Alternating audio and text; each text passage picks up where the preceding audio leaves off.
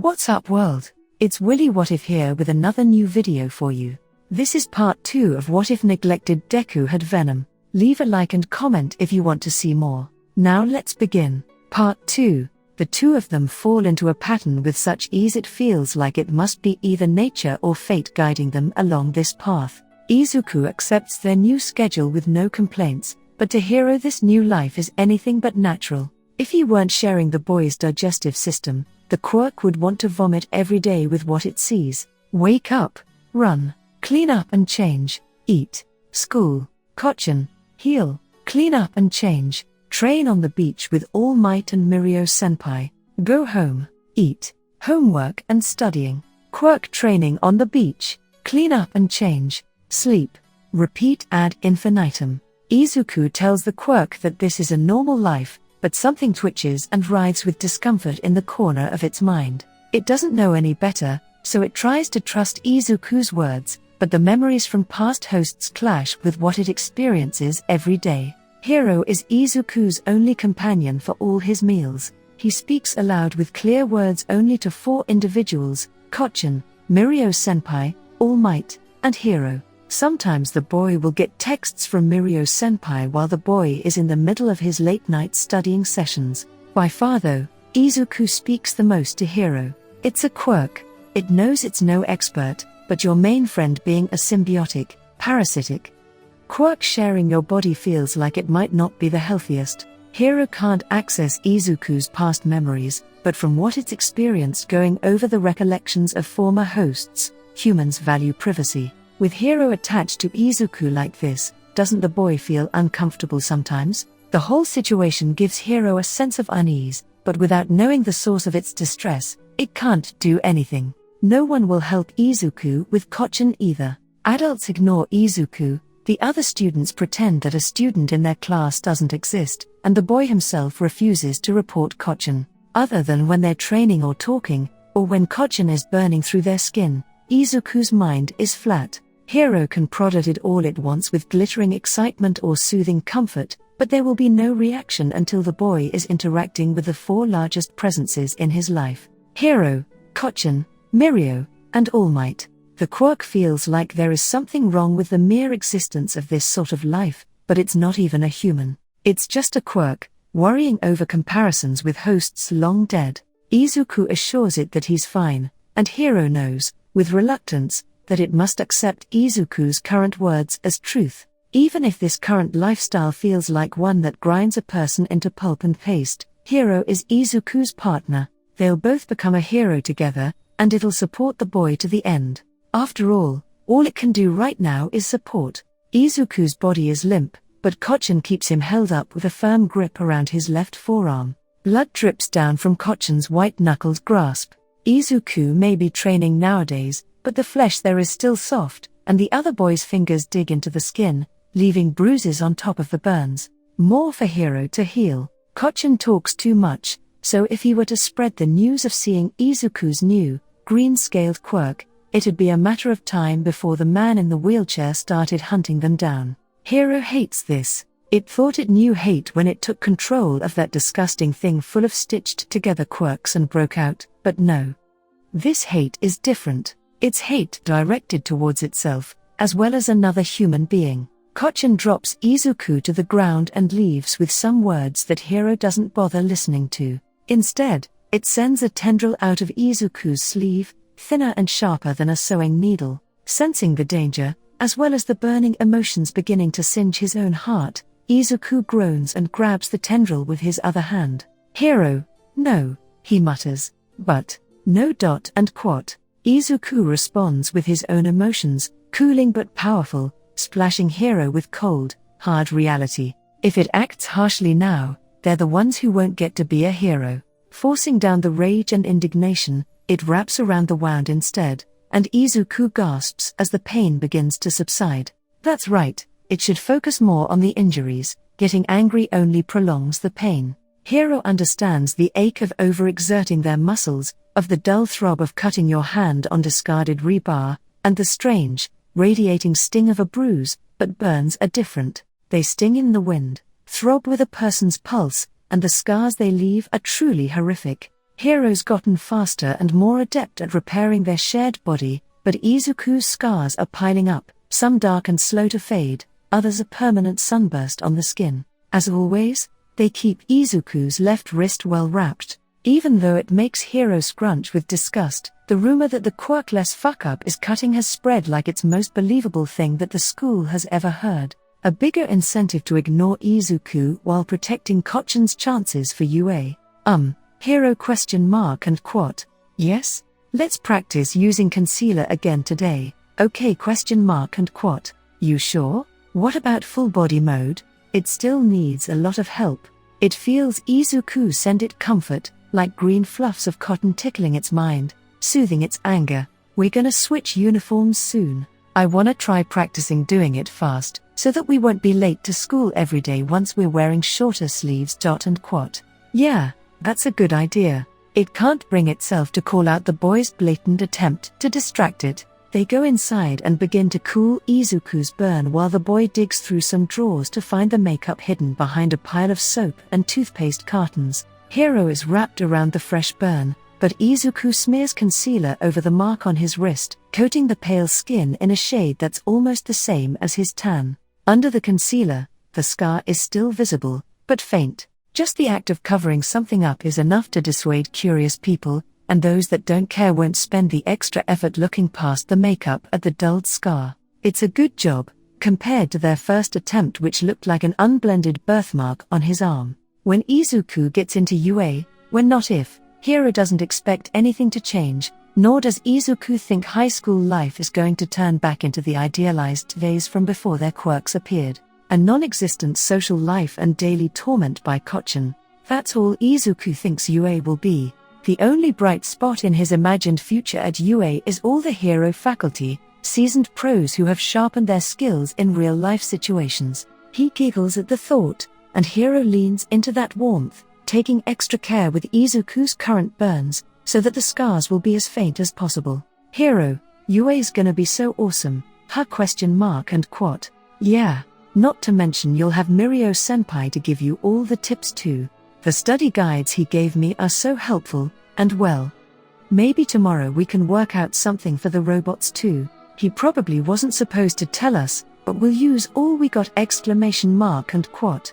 Yes. Izuku blinks as he feels something playful tickle the edge of his mind. Hiro ? And quat. The quirk sloshes out of Izuku's collar then plops over the boy's back and shoulders like a heavy hug. Izuku stumbles and laughs, dropping the concealer into the sink with a clatter. PFFFT, Hiro. Hiro, you're heavy! And quat. Nonsense. You've been getting buff from all the food and training. It's true, Izuku's gone lean, his arms and legs more defined, bands of thick muscle beginning to develop, while his core grows more and more sculpted by the week. Izuku twists and turns, but Hiro folds and droops over him, the quirk's own personal control and flexibility up compared to before. Despite how much stronger they've both become though, Hiro still can't help Izuku smile more. It's betting everything on UA now, on the slim chance that UA will let Izuku freely laugh and let happiness burn in his chest without choking it down. It owes that much to the child, and even if the Bakugo brat ends up in UA as well, a new school is a new chance to break the current cycle. Izuku can feel the stress rippling within Hiro, even if he doesn't know why the quirk is feeling this way. It always makes him uncomfortable whenever Hiro is unhappy, since he owes so much to the quirk, but he doesn't know how to fix the problems he's caused either. Izuku's pain bounces back to Hiro, and the two are caught in a feedback loop. Finally, Hiro breaks the cycle first. Izuku, let's take a little trip to the grocery store. Teach me how to make katsudon. Izuku's green eyes sparkle in the mirror like cut emeralds, and he nods, hair flopping in his face. Sure. Let's go for it! And quat. The air's becoming warmer and warmer, and since Izuku agrees that a light jog to the supermarket is in order, he keeps his arms exposed but bandaged, letting his slim sweatpants keep his legs covered. Humidity hasn't hit the area in full force yet, and Hiro reminds Izuku over and over again that he's already done running in the morning and training on the beach. There are weights at home, and that Izuku better keep at a jog or else he's going to end up a 15-year-old with busted knees and shin splints. I know how, Izuku drawls, but he lowers the intensity of his run all the same. The supermarket comes into view, and Izuku purses his lips, controlling his breathing as he slows down. Let's see, should we make our own cutlets, or just buy some to fry? There's still eggs in the fridge, but, what are we missing? ? And quat. We have green onion already at home, but we might as well get another bunch for the recipe. Oh, mushrooms too. I don't think we have mushrooms at home. You're gonna have a blast, Hiro. Katsudon is so good. Izuku chirps as he walks inside. The egg yolk isn't completely cooked through, so you have this soft, runny yolk that thickens everything up, and the cutlets don't get super soggy actually. The sauce is sweet and savory, and you just pile it on top of a bunch of fluffy white rice. And quat. Izuku wipes his mouth, and Hiro ogles over the mental image he sees in Izuku's mind, the oil and grease making the food sparkle under the lights. It can't wait now. Izuku looks at the pre-made cutlets, comparing the prices between just getting plain cutlets to bread and fry himself. It's cheaper, but they're also both so hungry. We'll just get these. He decides on a whim, taking 2 packages with 4 cutlets. Let's have tonkatsu for tomorrow too! And quat. Hiro blanches in Izuku's mind as the boy explains the concept of decomposers and explains the big mass at the bottom of the enoki mushrooms, and despite Hiro's new protests, those go inside their basket as well. Some green onions are thrown in, and Izuku remembers that he needs to have Hiro try the Worcestershire and ketchup sauce mix that he'll smear over the fried cutlets for tomorrow's lunch. This is gonna be so much fun. He chirps, "Oh, let's get stuff for tomorrow's side dishes while we're at it!" And quat. You're the chef here, Izuku. PFFT, you're being way too nice, Hiro. And quat. After brief scuffle with Hiro about whether or not they need more cabbage, the offending vegetable gets added, and so is a package of cherry tomatoes. Izuku double-checks the diet plan provided by All Might, edited to account for his heightened metabolism, making sure that tonight's dinner and tomorrow's breakfast isn't breaking too many rules. He and Hiro both see the little free space at the same time. Get something. No, what if we're really tired and wanna eat out? ?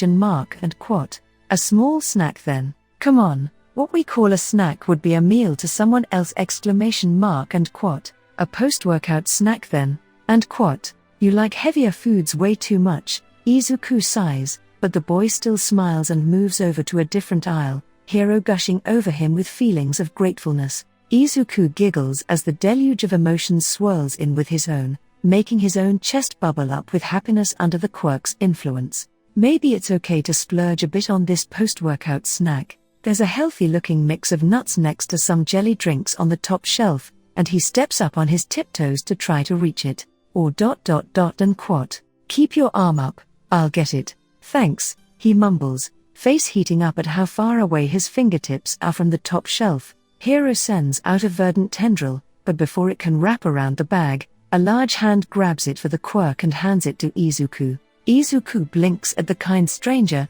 then takes the bag from the man. His eyes dart over the stranger's hands, finely sculpted, yet calloused around the knuckles and all over the palms and the undersides of his fingers. The calluses on the palm and such could be explained by general labor, or repeated actions such as pulling on rope, but the thick skin on the knuckles is scarred with old split skin.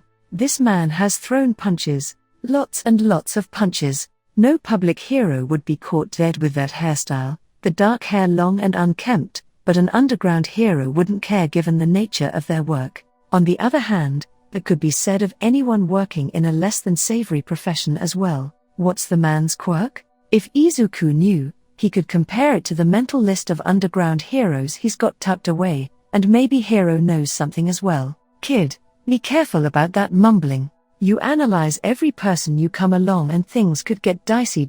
And quat. Concern for a civilian, that ups the chances of this person being an underground hero. Izuku, the boy gasps, sending Hiro feelings of thanks before bowing at the stranger.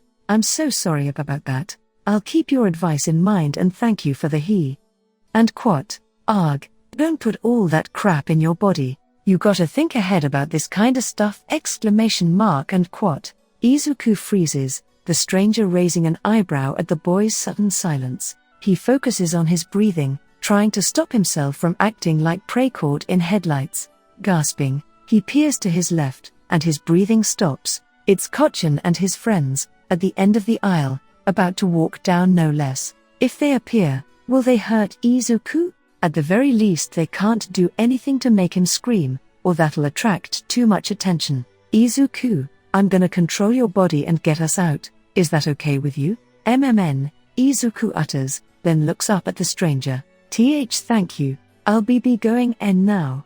And quat. Kochen and the others are already coming down. If they run now, the boys will see. Shit. What to do? What to do? The stranger steps in front of Izuku, shielding him from the other's line of vision. Hiro moves into action, hunching down Izuku's posture and removing the brilliant green shine from the boy's hair so that it's a dull, dark forest green instead. He forces the fluff down, and Izuku covers his mouth as the boys pass by, Kochen convincing his friend to get something tomorrow. Hiro lets go of Izuku's hair, and the entire thing goes poof. The stranger makes a small, choked noise, but when Hiro and Izuku check on him, he's covered his mouth. Izuku sighs in relief and bows again at the stranger.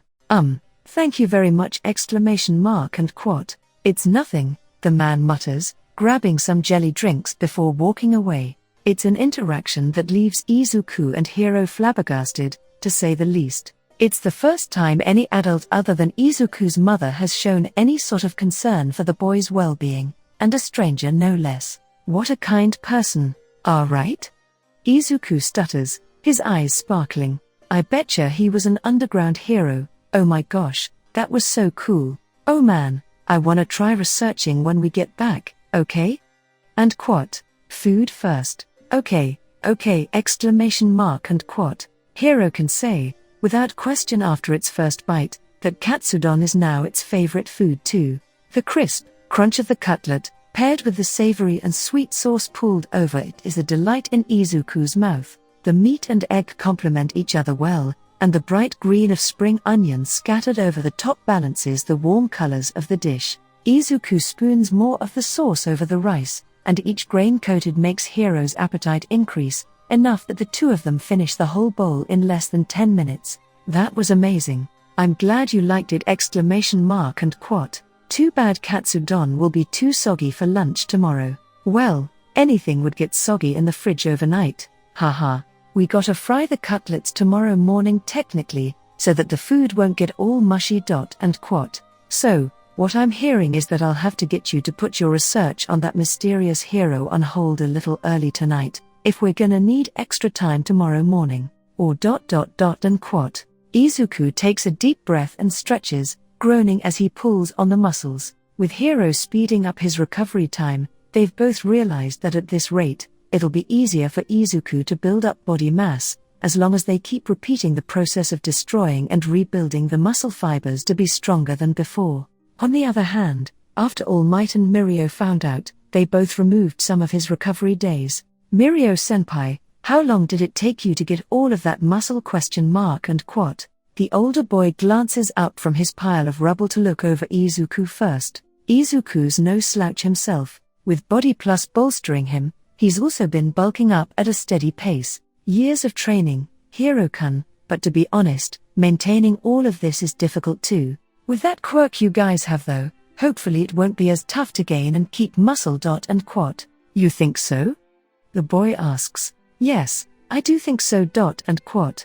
Mirio thinks he's gotten better at distinguishing between Izuku and Hiro. Hiro prefers talking with a lower voice, and his gaze is less wide-eyed than Izuku's. When Hiro's in control, Izuku's sclera also have a specific sheen to them, like an oil slick covering the eyeball. That's not the only reason why Mirio is watching his underclassmen closely right now though. Izuku and Hiro's body is covered in injuries. Every time they come to train with Mirio, it feels like there's some new scar, or an extra bandage wrapped around their arm or leg. Neither Izuku nor Hiro talk about it. Rather than avoiding the subject, it's more like they don't even see it as something worth talking about. Fiddling with a piece of rebar in his hands, Mirio decides to try something. How did you get all those bandages on your arms? ? And quote. Ha ? And quote. It's Izuku this time, and the boy's brows are furrowed in confusion. His head is tilted at Mirio, as if he's struggling to comprehend the question. They haven't even dropped everything in their arms. They just stare at Mirio in abject shock.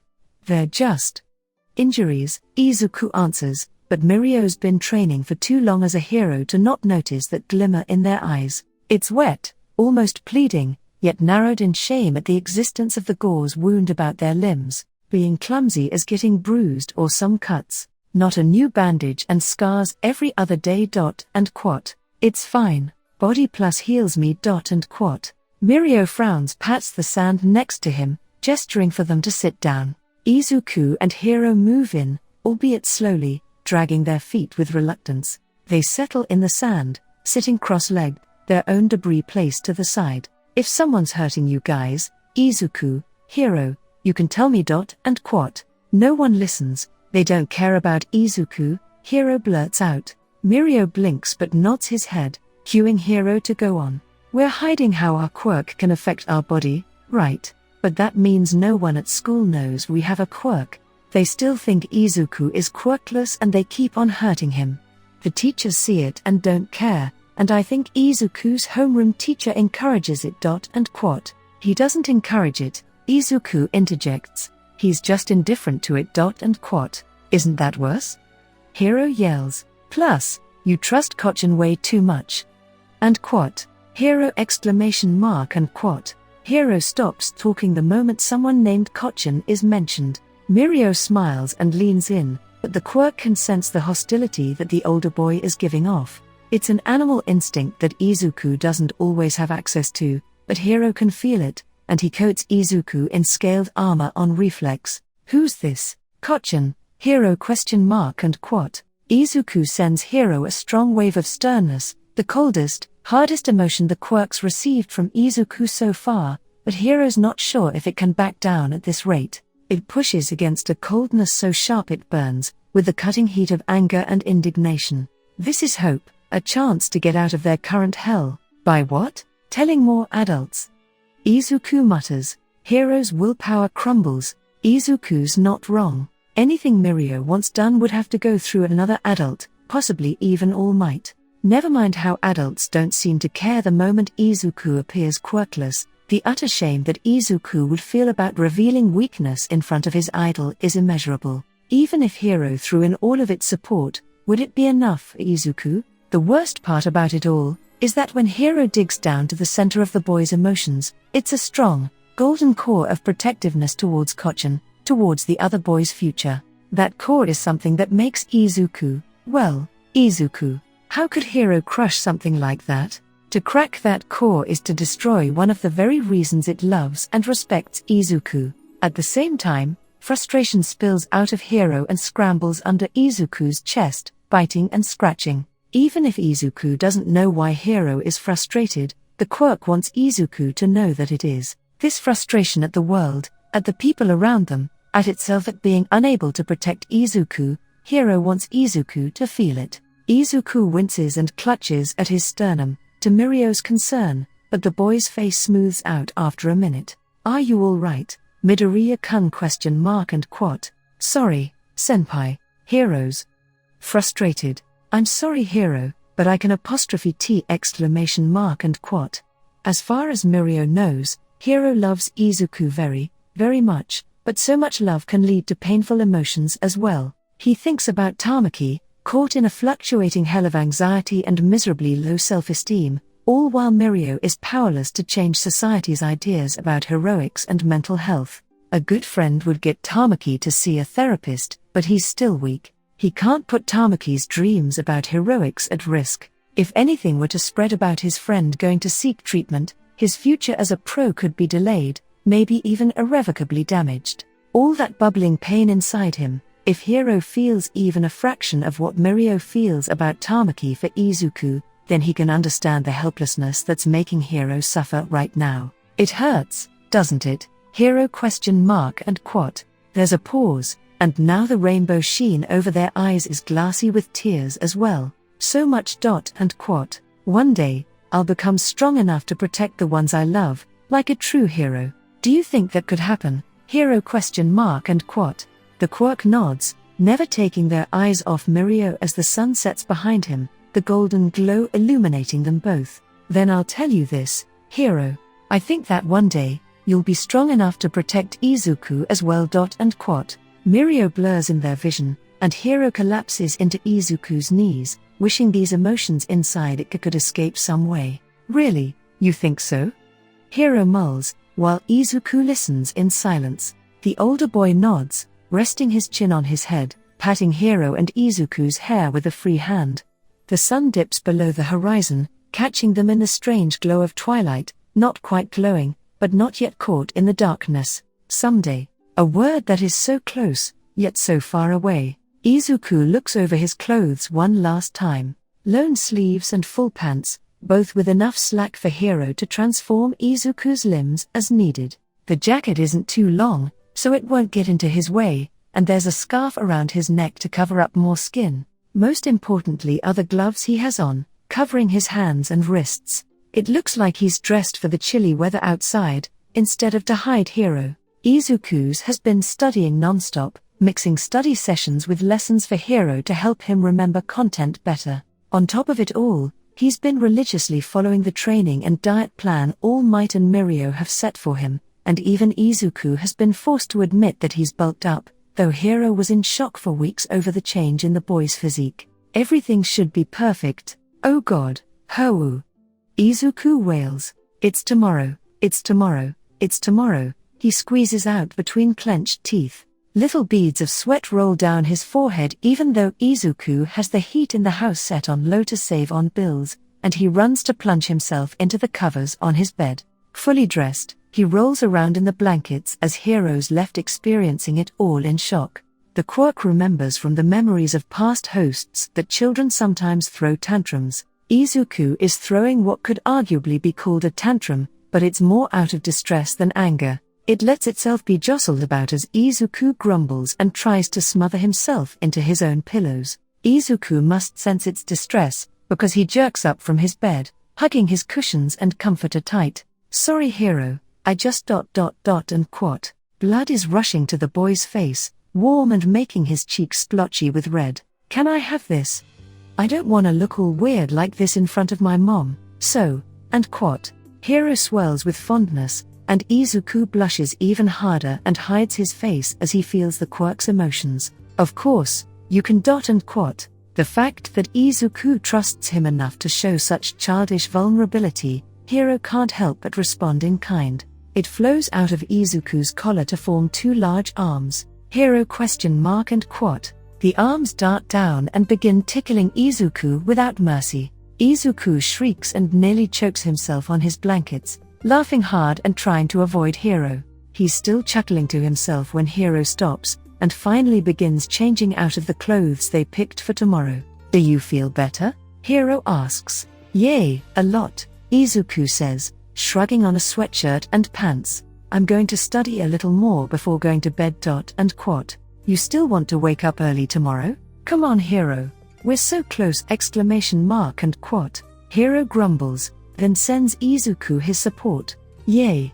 Thank you! And Quat. It's best when Izuku is cheerful and feeling things. Sometimes Hero gets so worried when the boy will stare off into the distance, head empty and sending the Quirk no signals. Izuku is the best when he's shining brighter than anyone else. After all, Izuku is special. It and Izuku both are able to work together almost perfectly. Izuku is so smart, Izuku is so tough, Izuku is so kind, Izuku is so brave, Izuku has cute dimples, Izuku's freckles make constellations. When Izuku mutters he chews on his thumbnail, Izuku is his. Hero jolts out of its delusion, worry buzzing throughout itself. Hero ? And Quat. Sorry, I think I'm worried about tomorrow too. It can feel Izuku pushing away his own anxieties, projecting strength and hollow confidence the best he can. We've been training together super hard, and I've also been studying so much every day! And Quat.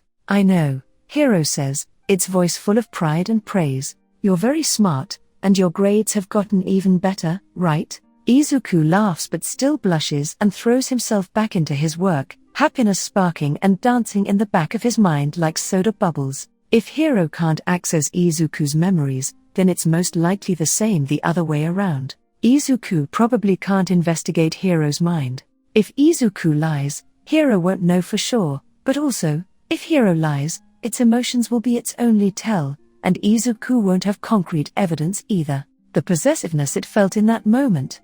It was strange, it was disturbed. Hiro has never felt something like that over any of its past hosts. The instinct that told it to stay with Izuku no matter what, despite having known the boy for less than a day, it seems to be getting stronger. It's telling Hiro that Izuku almost belongs to the Quirk, and Hiro refuses to give in to such delusions. They're both their own unique individuals, and Hiro will be damned if it begins seeing Izuku like some object, like back when it was still under the control of the man in the wheelchair. It'll never want to treat Izuku like some possession or host. Izuku is its partner, and Hiro will always do its best to treat Izuku as such. It's a terrible thing to have to deal with right before such a big day, but this is Hiro's issue, and Izuku doesn't need to deal with it. Plus, if Izuku ever finds out about these strange urges, maybe the boy will. No.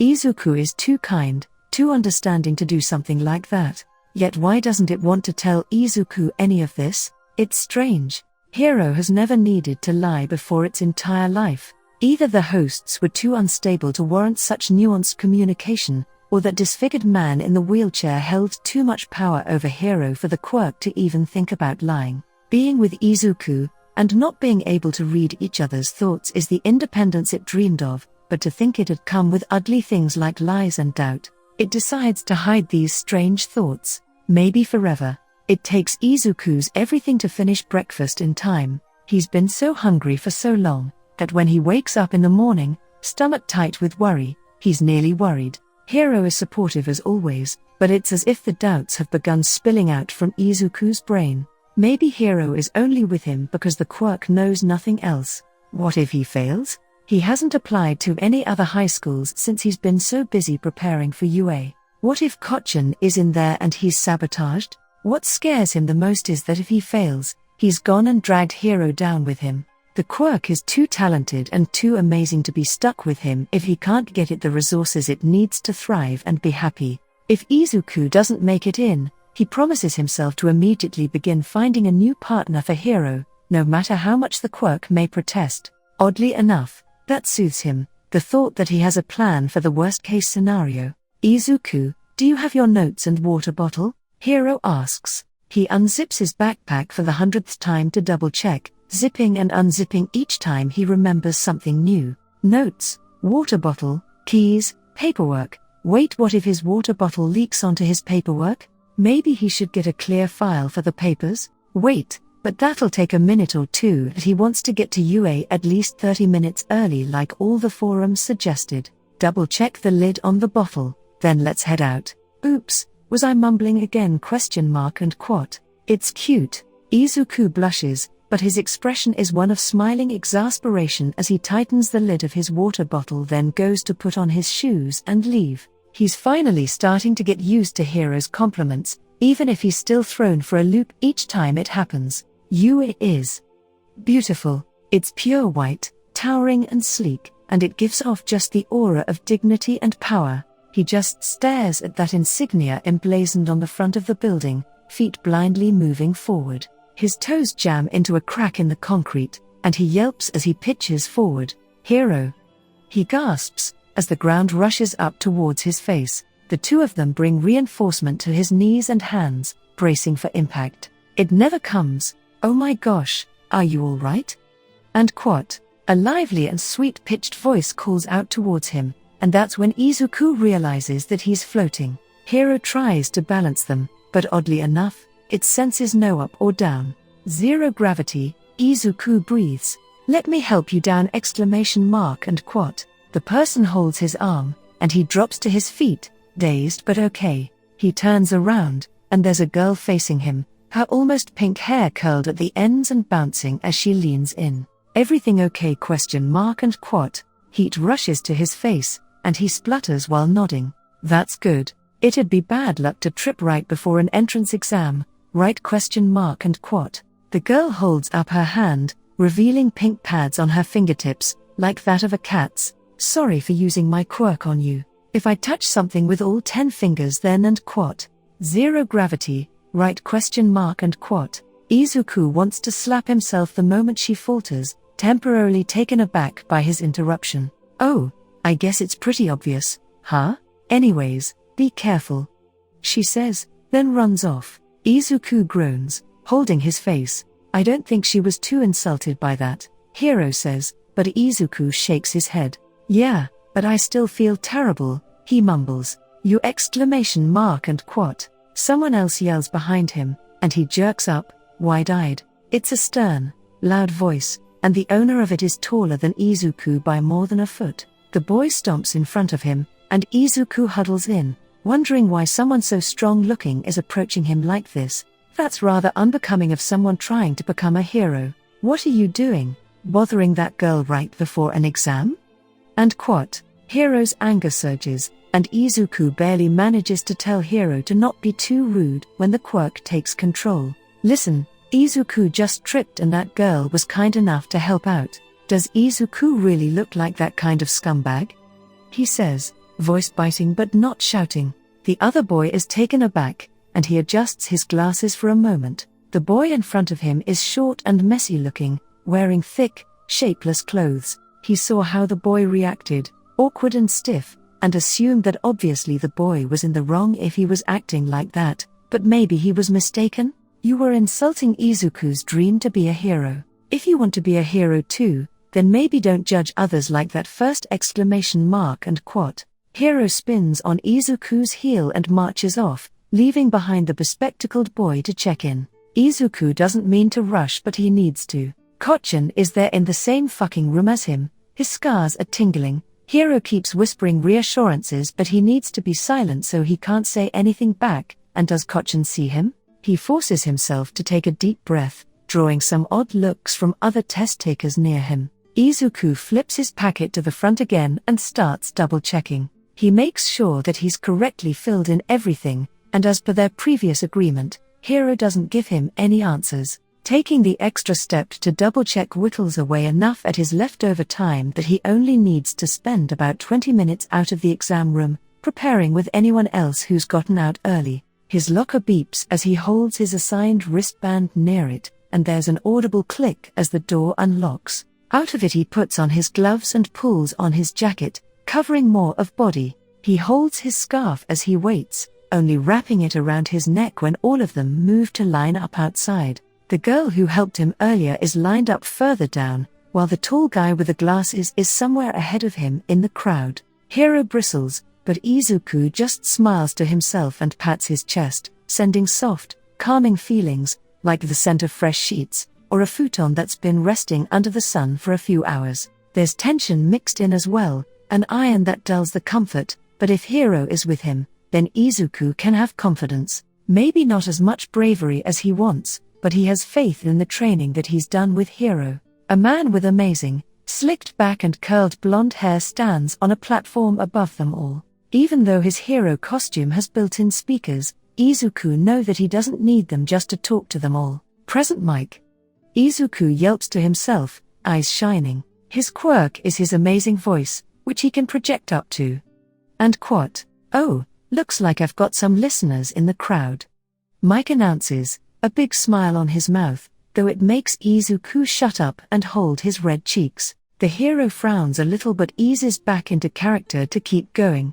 Open up those ears. You all will be facing off against a fleet of robots, each worth up to 3 points! And quote. Izuku knows this, from what Mirio's told him, plus his own online research. It's what Present Mike says next that throws him for a loop.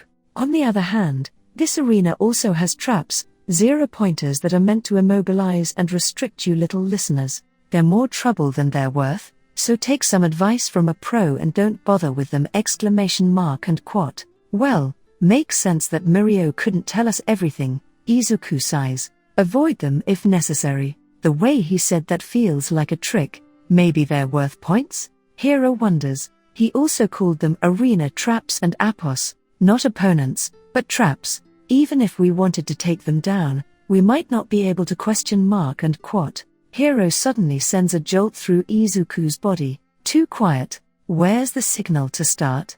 They're all frozen at the starting line, robots patiently waiting for them, and Izuku gasps. Hero senses his intention, and Izuku's legs bulge with extra muscle. The packed dirt under their feet disintegrates as Izuku leaps up and drops a momentum-backed axe kick directly onto the top of a three-pointer. The metal crumples under the impact, caving in and shattering the plexiglass lens of the robot's camera, but Izuku's leg keeps cutting down through it, the joints of its legs bursting open as the entire thing is pounded into the ground. Screeching, compounding metal echoes throughout the site, and the robots flare to life. There's a moment of silent shock. Looks like we've got a listener who knows how to take the initiative. Present Mike howls with excitement. When you're a hero, you gotta make decisions on your own, you know?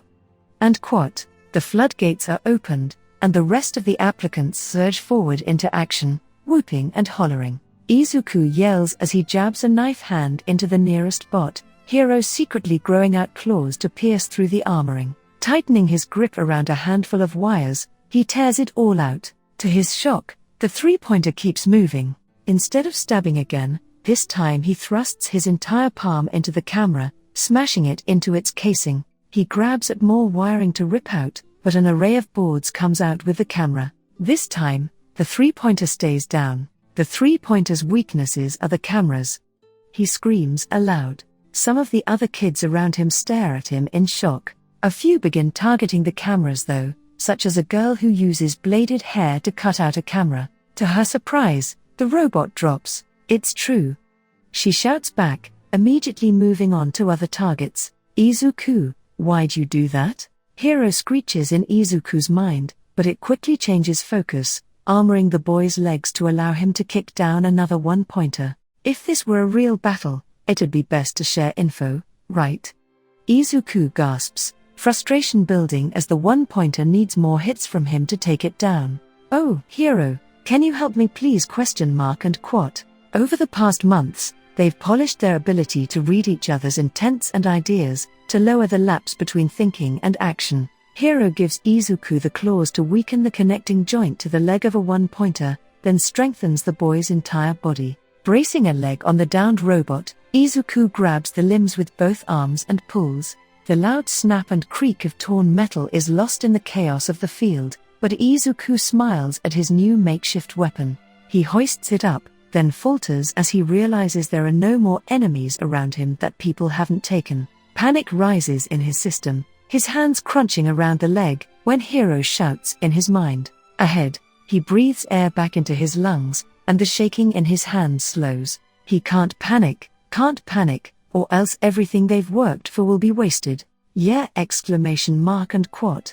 Even with the motivation that Hero is feeding him, their prospects are looking grim. Besides the head start Izuku managed to grab, he's barely managed to get any points. A two-pointer lumbers out from the side, and Izuku swings the leg like a baseball bat, smashing in its head. 9 points. That's nowhere near enough. He can hear Kochan's explosions rocking in the distance, and he uses that fear to spur himself forward. Izuku, to your left. He pivots his body, throwing his and Hero's combined body weight behind their attack so that the robot leg caves in the face of the one-pointer. 10 points. The three-pointer swings at him, but he leaps onto its back and pierces down through its skull, disabling it. 13. Izuku manages to get 2 more for a total of 16, but he knows it's not enough. Izuku, I trust you. Tears bead up in his eyes as he hears Hero's soft voice, and he roughly wipes them off with his gloves. He can't stop yet,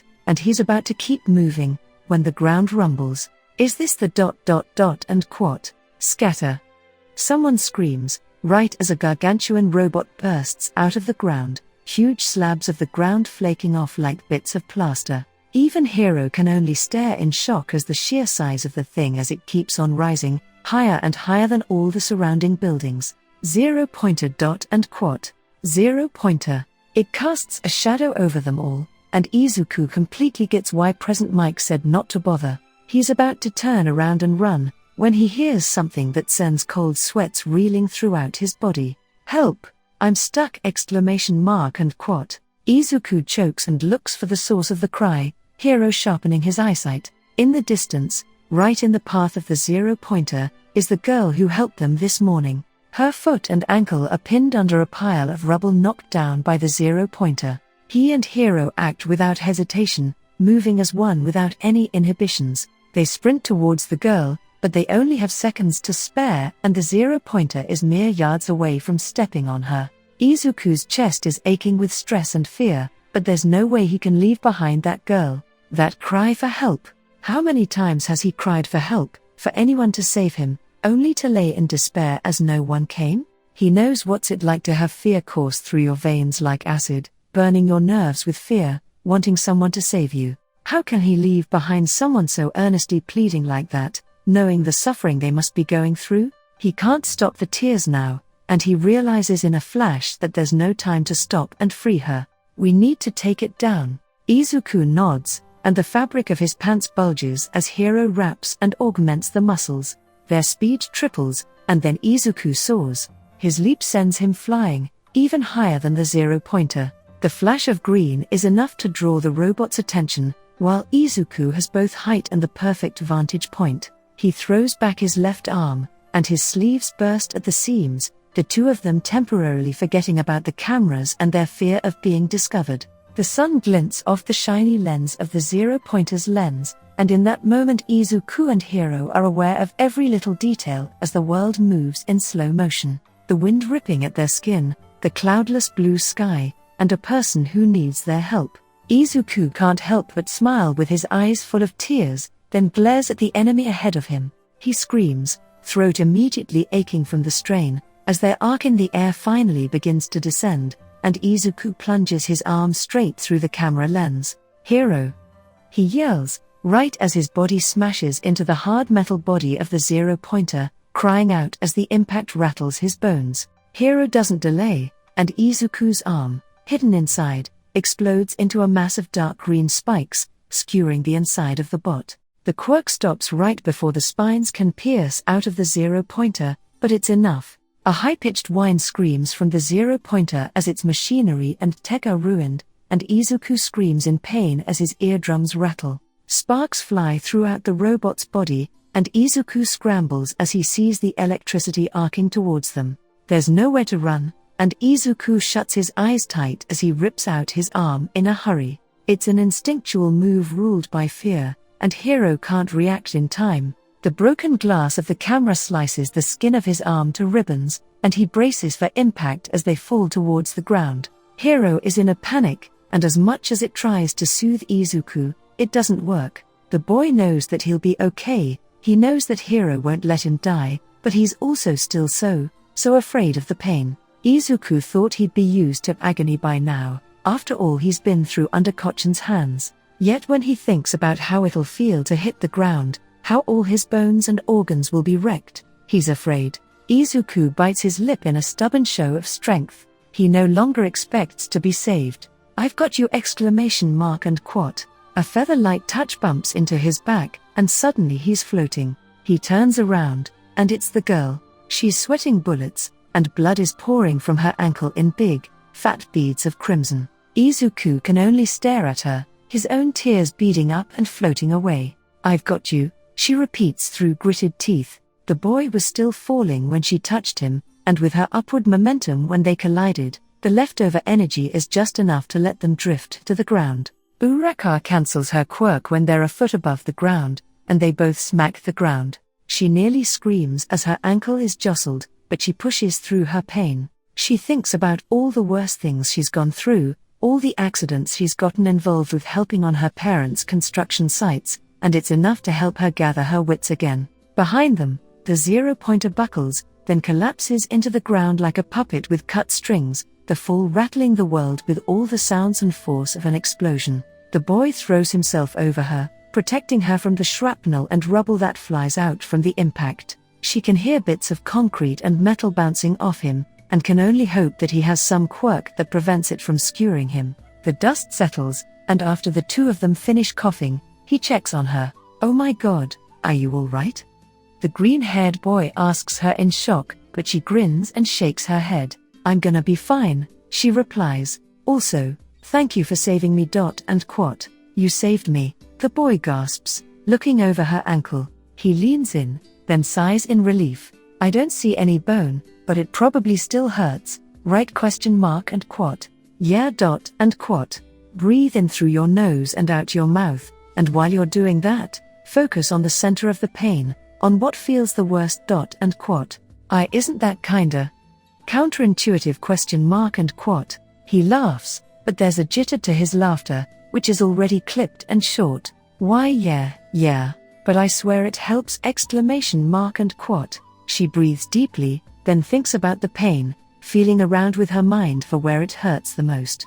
The torn skin burns, that's for sure, but the pain is coming in waves from different places in her ankle. What hurts the most is a deep throbbing in the marrow of her ankle. She opens her eyes, still sweating from the pain, but it's more manageable. Thanks, Uraka breathes. I'm glad it helped. And quote, her head is clearer, now that she understands her pain better, and she finally gets a good look at her savior. She pays more attention compared to this morning and is a little surprised by what she sees. Freckled cheeks, bright green hair and eyes, and baggy clothes covering his slight frame. He almost looks like some shut-in otaku wearing outdoor clothes, like an unfamiliar costume, so out of place he seems to feel being around her and Yue in general. Her eyes drift to his left arm, where the sleeve of his jacket and shirt have been completely torn off, and her face pales from more than pain. The entire arm is smeared in blood, and she points at it with a shaky finger.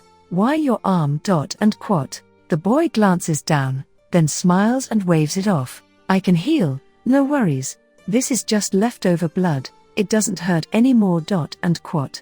She doesn't look away, horrified by the bloodstains she now can see all over him, but her shock is broken when the paramedics begin yelling in the distance. They turn and see heroes and staff rushing over, complete with a stretcher for Uraka. Behind them is a spry old lady who's moving incredibly fast for her age. Oh, it's Recovery Girl, the boy exclaims, jerking up to get a better look. She's the youthful heroine Recovery Girl. With one kiss she can heal your injuries! And quote. He looks at Uraka with a big smile.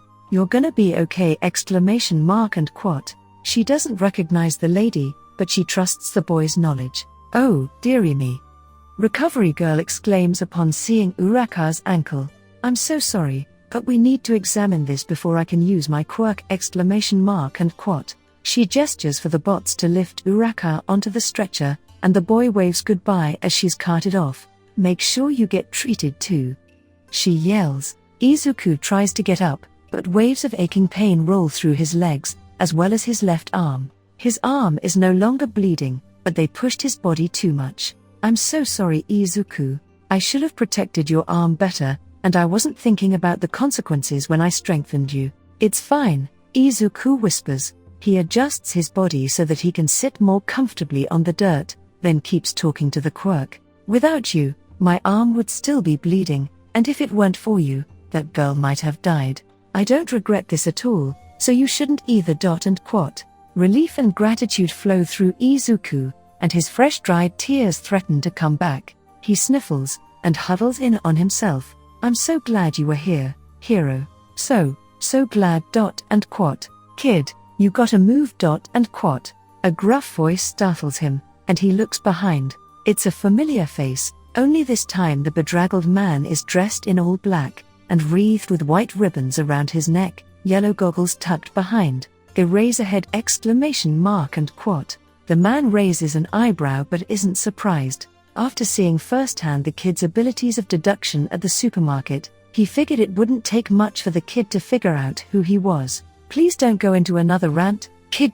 And quote. I won! And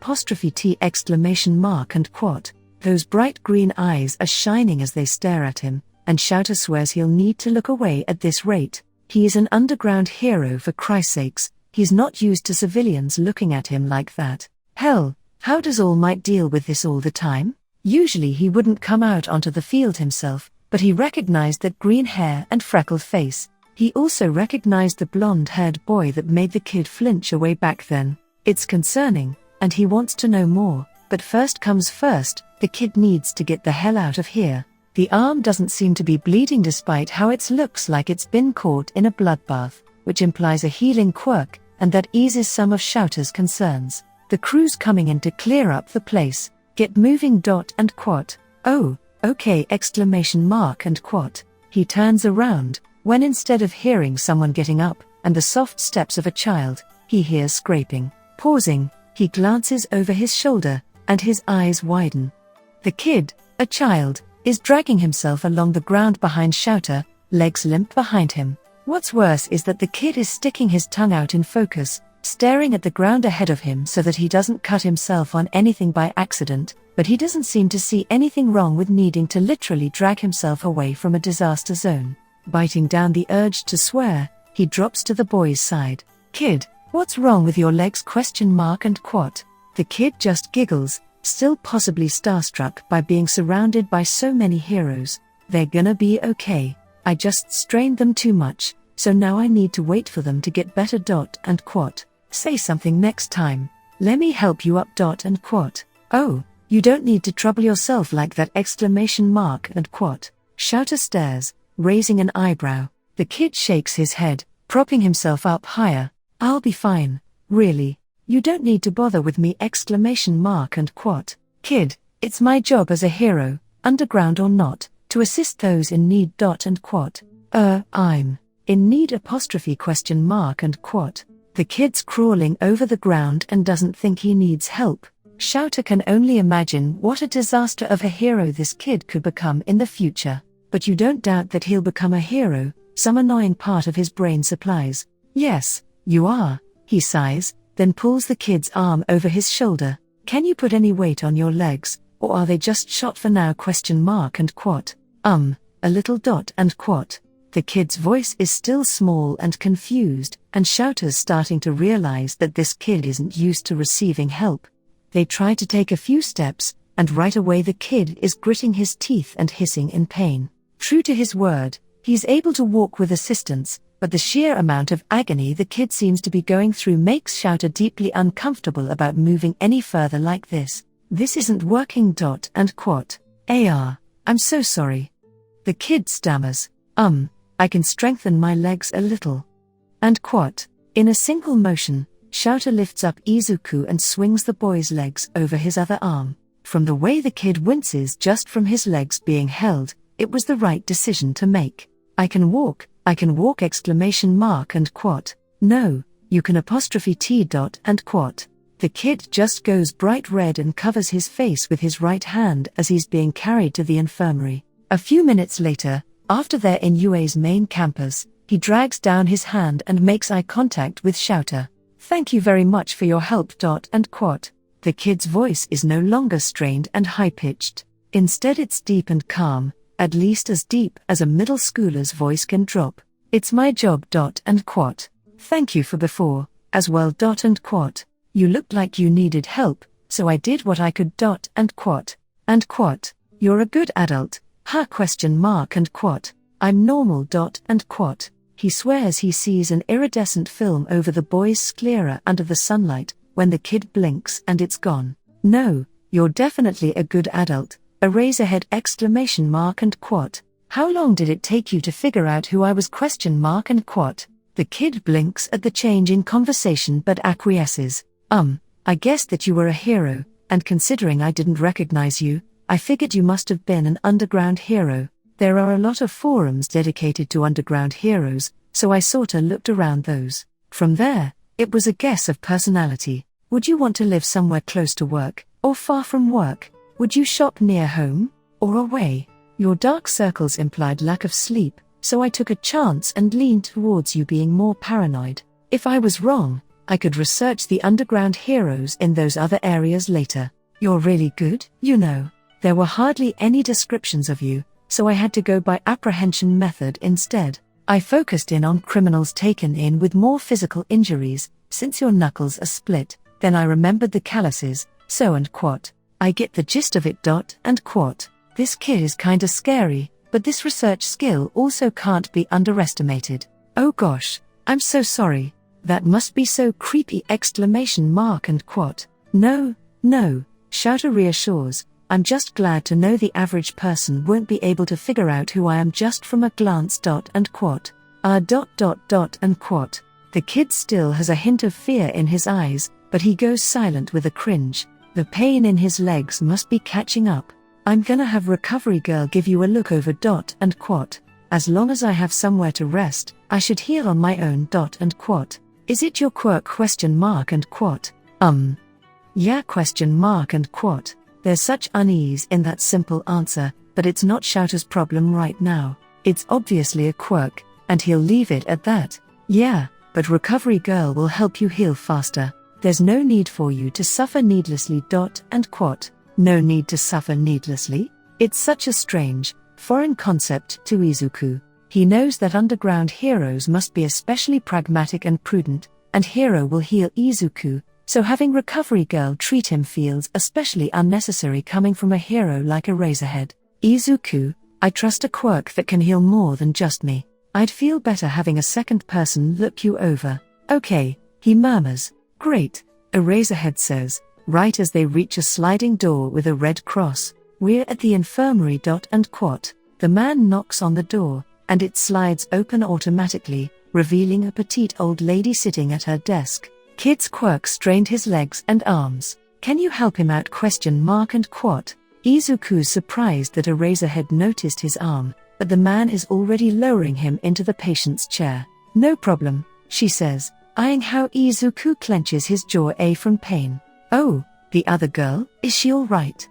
He asks in a panic, glancing around. She's fine, Recovery Girl answers, almost charmed by how immediately Izuku deflates after the tension is gone. It was actually mostly bruising and lacerations from her yanking her foot out of the rubble, as well as the initial accident. There was also a small hairline crack, but it healed easily enough. She's being picked up by her parents right now.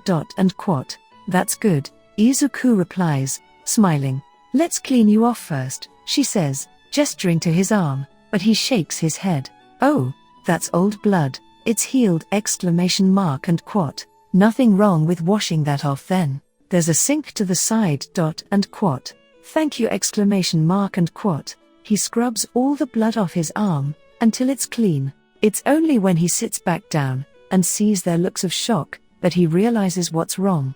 His arm is bare of makeup or bandages, which means that all his scars on that arm are on display. He folds his arms, hoping to cover some scars. They're from old accidents. And quote. Do they still hurt? Any other lingering effects besides pain? Recovery Girl asks, prudent as always. No pain at all. And quote. In that case, hold still, I'll be healing you now. And quote. She presses her lips to Izuku's forehead, and he holds back some giggles at the warmth that suddenly runs through his body. He can't remember the last time he got kissed on the head either, so the touch is nostalgic. The pain vanishes from his legs, and he jumps up in awe. That's amazing! And quote. Glad to see it all worked out, though you will be tired. And quote.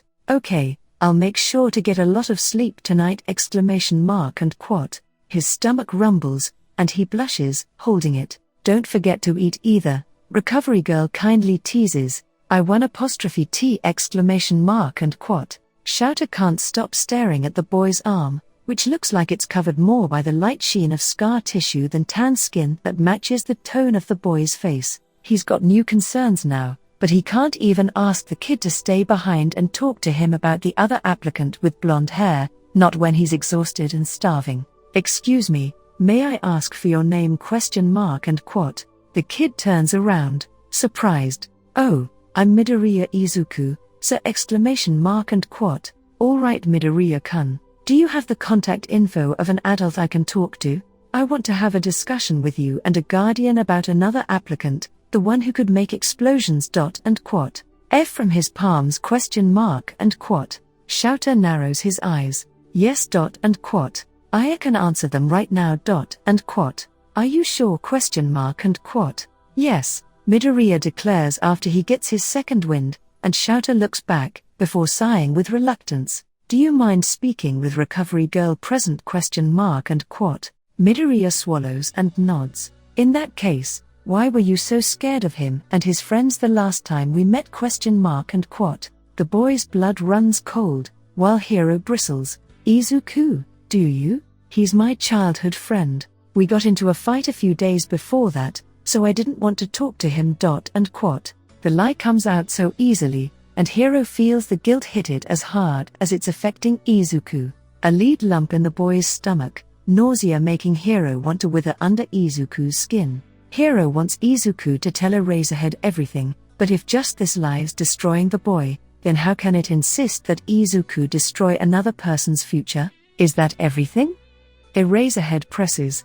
Everything, Izuku replies, the finality in his voice ending the conversation. Thank you very much, he says to both Recovery Girl and Eraserhead with a bow, before briskly striding out of the room. The two adults can only watch the boys retreating back. Izuku navigates the halls of UA, heading towards the lockers where his things are.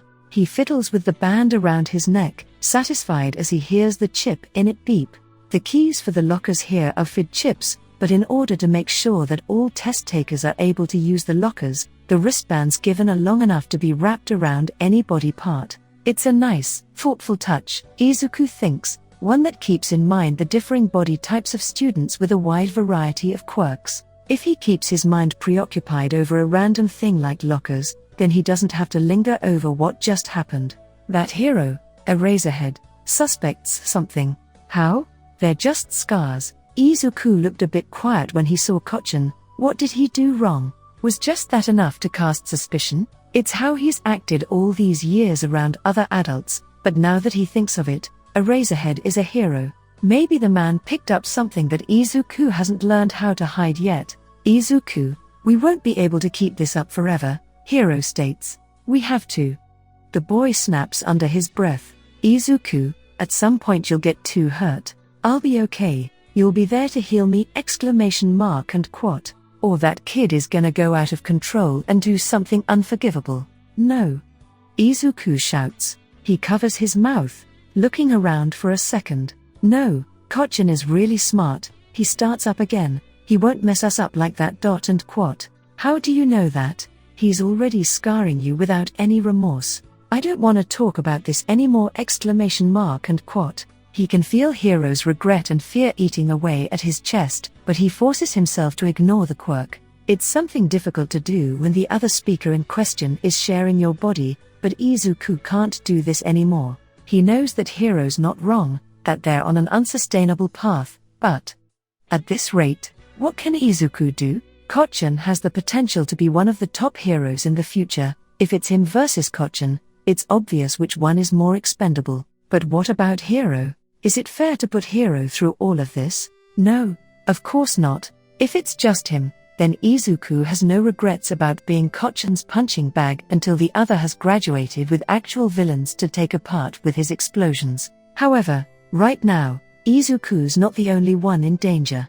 Hiro is sharing his body, sharing the risk of it all. Once again, he's reminded of how scared Hiro was after that first attack from Kochen, how it felt like his chest was about to pop from the quirk's panic, a single, weak human body unable to cope with the collective horror of two beings. Yet is Hiro worth throwing away Kochen's future potential over? Just the idea of it all makes Izuku sick with its cruelty. Hiro has already survived so much pain and suffering, only to get caught up in the mess of someone like Izuku.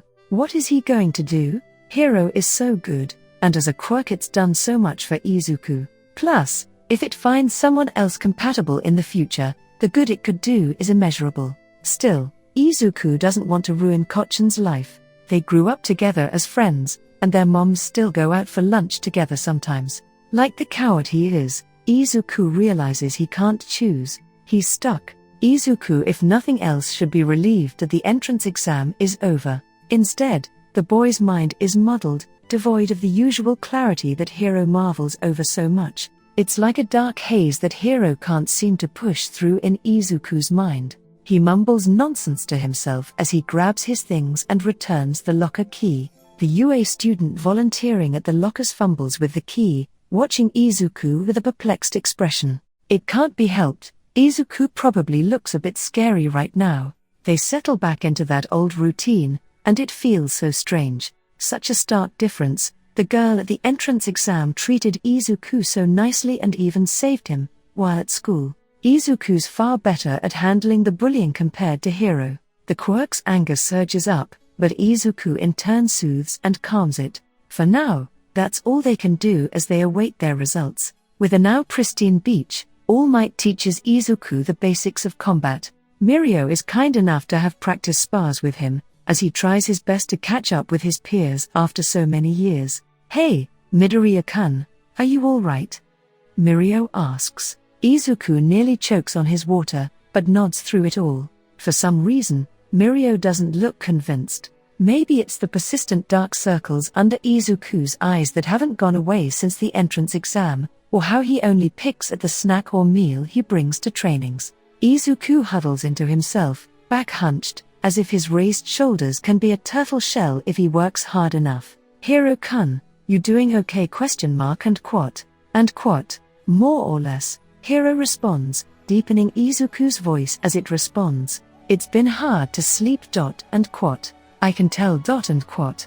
Mirio-senpai," Izuku stutters, "I don't know what I'm gonna do if I failed. I haven't applied to any other high schools. And quat. Wow, that's pretty bold of you! And quat. Izuku shudders, and Mirio can't regret his words fast enough. "Listen, Midoriya-kun, you too, Hiro-kun, do you think talking with me about UA and how the classes work will make you feel better? And quat. "Yes please! And quat. Izuku's eyes when they look up in that moment are odd, half clear green and half shaded with an iridescent film, but Mirio doesn't mention it. He smiles and gives them a pat on the shoulder. "All Might, sir. Midoriya-kun and I are gonna leave now," he calls. The skeletal man jumps up from his seat where he's resting, startled. "You are sure?" "Yes, that's fine. Be sure to rest well tonight!" And quat. The man falters as the two boys begin to clean up, but he takes a deep breath. He's going to be a teacher this year, so he can't get cold feet just trying to give some encouragement. Midoriya-kun! And quat. Izuku turns around, curious. "Yes? And quat. Best of luck with the UA results. And quat. Oh, thank you very much." Izuku splutters in surprise. Just as All Might thinks the boy's done being flustered, Izuku stands up straight, grinning at the man. "Ha, so you're not that bad," he says with that low, contralto voice, before leaving with Mirio in a hurry. All Might still hasn't given up on that theory about a mind control quirk being in play somehow, but over the course of these 11 months, he's never been able to get enough information. The boy's a mystery, but All Might was glad he could help Izuku with his training and dreams like this. "Do you live nearby, Midoriya-kun?" Mirio asks. "Yeah, walking distance. And quat. Do you mind walking with me to the train station then? We can talk while heading there. And quat. Izuku's eyes widen, and he scoots closer to Mirio. "Train station? Do you have to travel a lot just to train with All Might?" And quat. "No, don't worry, it's not that far. Only a few stops, honestly! And quat. Izuku sighs. "I thought I was gonna go crazy just from training before the exams. I can't imagine having to still do all of that with a commute. And quat.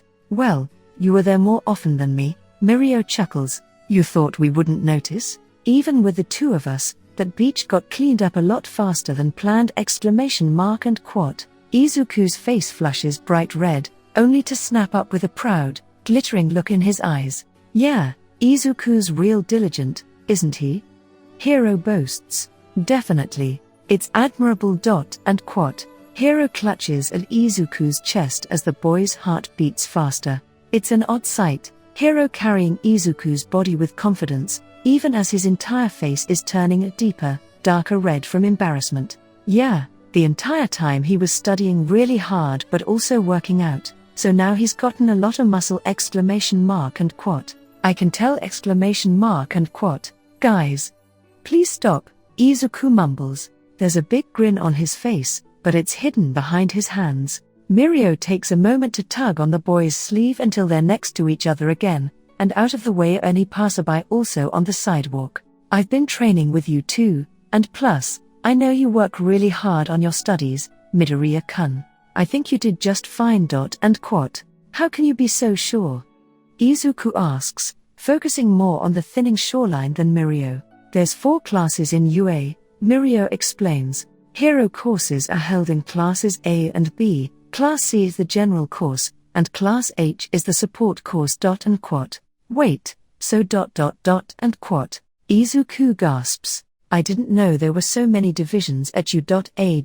Exclamation mark and quote. Yep, exactly. Also, students have been known to transfer from the general course to the hero course after polishing their quirk and showing exceptional results. Unless something went really wrong during your exam, I definitely think you're a shoo-in for U.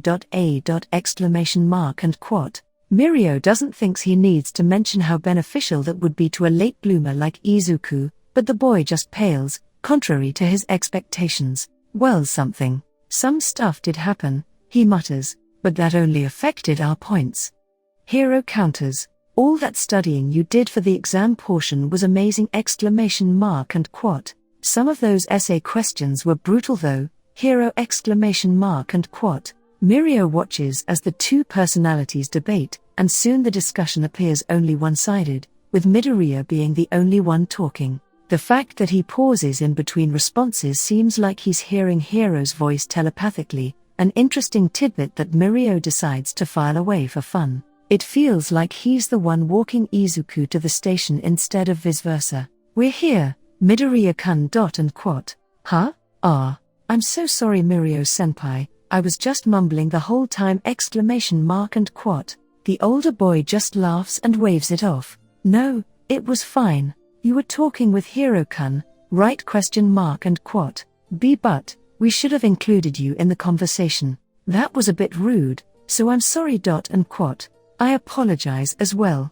I got too caught up, Hiro adds. Mirio shakes his head at the apologies, and even though there's only a 2-year difference in age between the 2 of them, he gives Izuku a small pat on the head. Do you guys feel better? Question mark and quote. Yes, definitely. Izuku says with a small smile. It's the first genuine one Mirio has seen in weeks, and he's glad he could help. I've seen you train, and I listen when you talk, Midoriya-kun. I really do think you're going to get in. Don't forget to tell me online when you get the good news.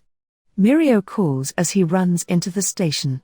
Got it! By exclamation mark and quote. They wait until they can't see Mirio, but instead of walking home immediately, Izuku kills some time with Hiro near the beach. They get something to eat and talk more about their chances of making it into the general course. They wait until activity at Dagobah Beach has died down. Even though the beach is now clean, it's still desolated and hardly visited, its reputation as a junkyard not gone yet. Come nighttime, no one comes, and the illegal dumpers have been scared off by the cleaning, spooked by potential fines and interference from city officials.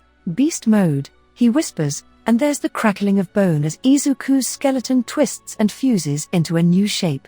Once his muscles finish tearing and rebuilding, their body falls onto all fours with a soft crunch into the sand. I think we've worked most of the kinks out of this mode, right? Izuku asks. Their tail swishes behind him, thick muscle whipping through the air with ease. The scales covering their body have gone more lizard-like, covering their limbs in a sheen of leaf green rather than hard, sparkling plates of emerald. It's a body that prioritizes flexibility and movement over defense, but the razor-tipped claws on Izuku's fingers and feet assure that lowered protection won't be an issue. Standing works fine too, right? The Quirk asks. Izuku pushes off the ground, and as he does, snaps and scratching squeaks inside his body can be heard, the muscles and ligaments re-stretching around a changing skeleton to allow for a shifted center of gravity. It sounds like crushed styrofoam, but Izuku takes deep breaths and ignores the noise. They stand almost 6.5 feet tall now, towering over even the rocks clustered at the edge of the beach. Izuku makes a small hop and launches up 10 feet. As they hover for seconds in the air, the boy scans the horizon, doing his best to count the number of passers-by on the sidewalk hundreds of yards away. 5. Izuku declares, landing on all fours. Wrong, Hiro replies with a chuckle. There were 7. Hiro is so much better than me when it comes to this kinda stuff. And quote. My instincts give me an edge that you might not have, but you were still close. Izuku draws circles in the sand with a talon on his foot, arms crossed. Yeah, but it'll be cool if I can better myself as well. And quote. You say that as if you haven't trained both your body and mind for the past 10 months. I still think we should celebrate a little. It doesn't feel like a good idea to celebrate when we don't even have our results back! And quote. Hiro sighs, batting at Izuku with waves of tempting relaxation and rest. The boy feels like he wants to melt into those feelings, away from the stress gnawing at his nerves, but he resists. He pushes back at Hiro with his own walls of freezing, biting anxiety, and the quirk relents. Okay, we'll wait until after you get your results to celebrate, but we're sleeping in tomorrow. It's a rest day, so we should treat it as one. Izuku can't argue against that. He's been bad at actually resting on rest days, and considering how the results are coming in on Monday, if he doesn't sleep tonight, he just won't sleep at all from his nerves. Okay, Hiro, he says, then blushes, fiddling with his hair. Thank you for all you've done for me all this time. You saved me, and you deserve it, Hiro states, the quirk's voice firm and strong. Hey, you brat, your letter is here! And quote. Katsuki stomps downstairs with a growl, disturbed from his studying session after finishing up homework. I hear ya, ya hag. Shut up! And quote. Don't talk to me like that. Get down here. His mother yells. Katsuki glares at her, but she shoots back an unfazed grin. Katsuki snatches the letter from her with his own smile. You gonna make us proud?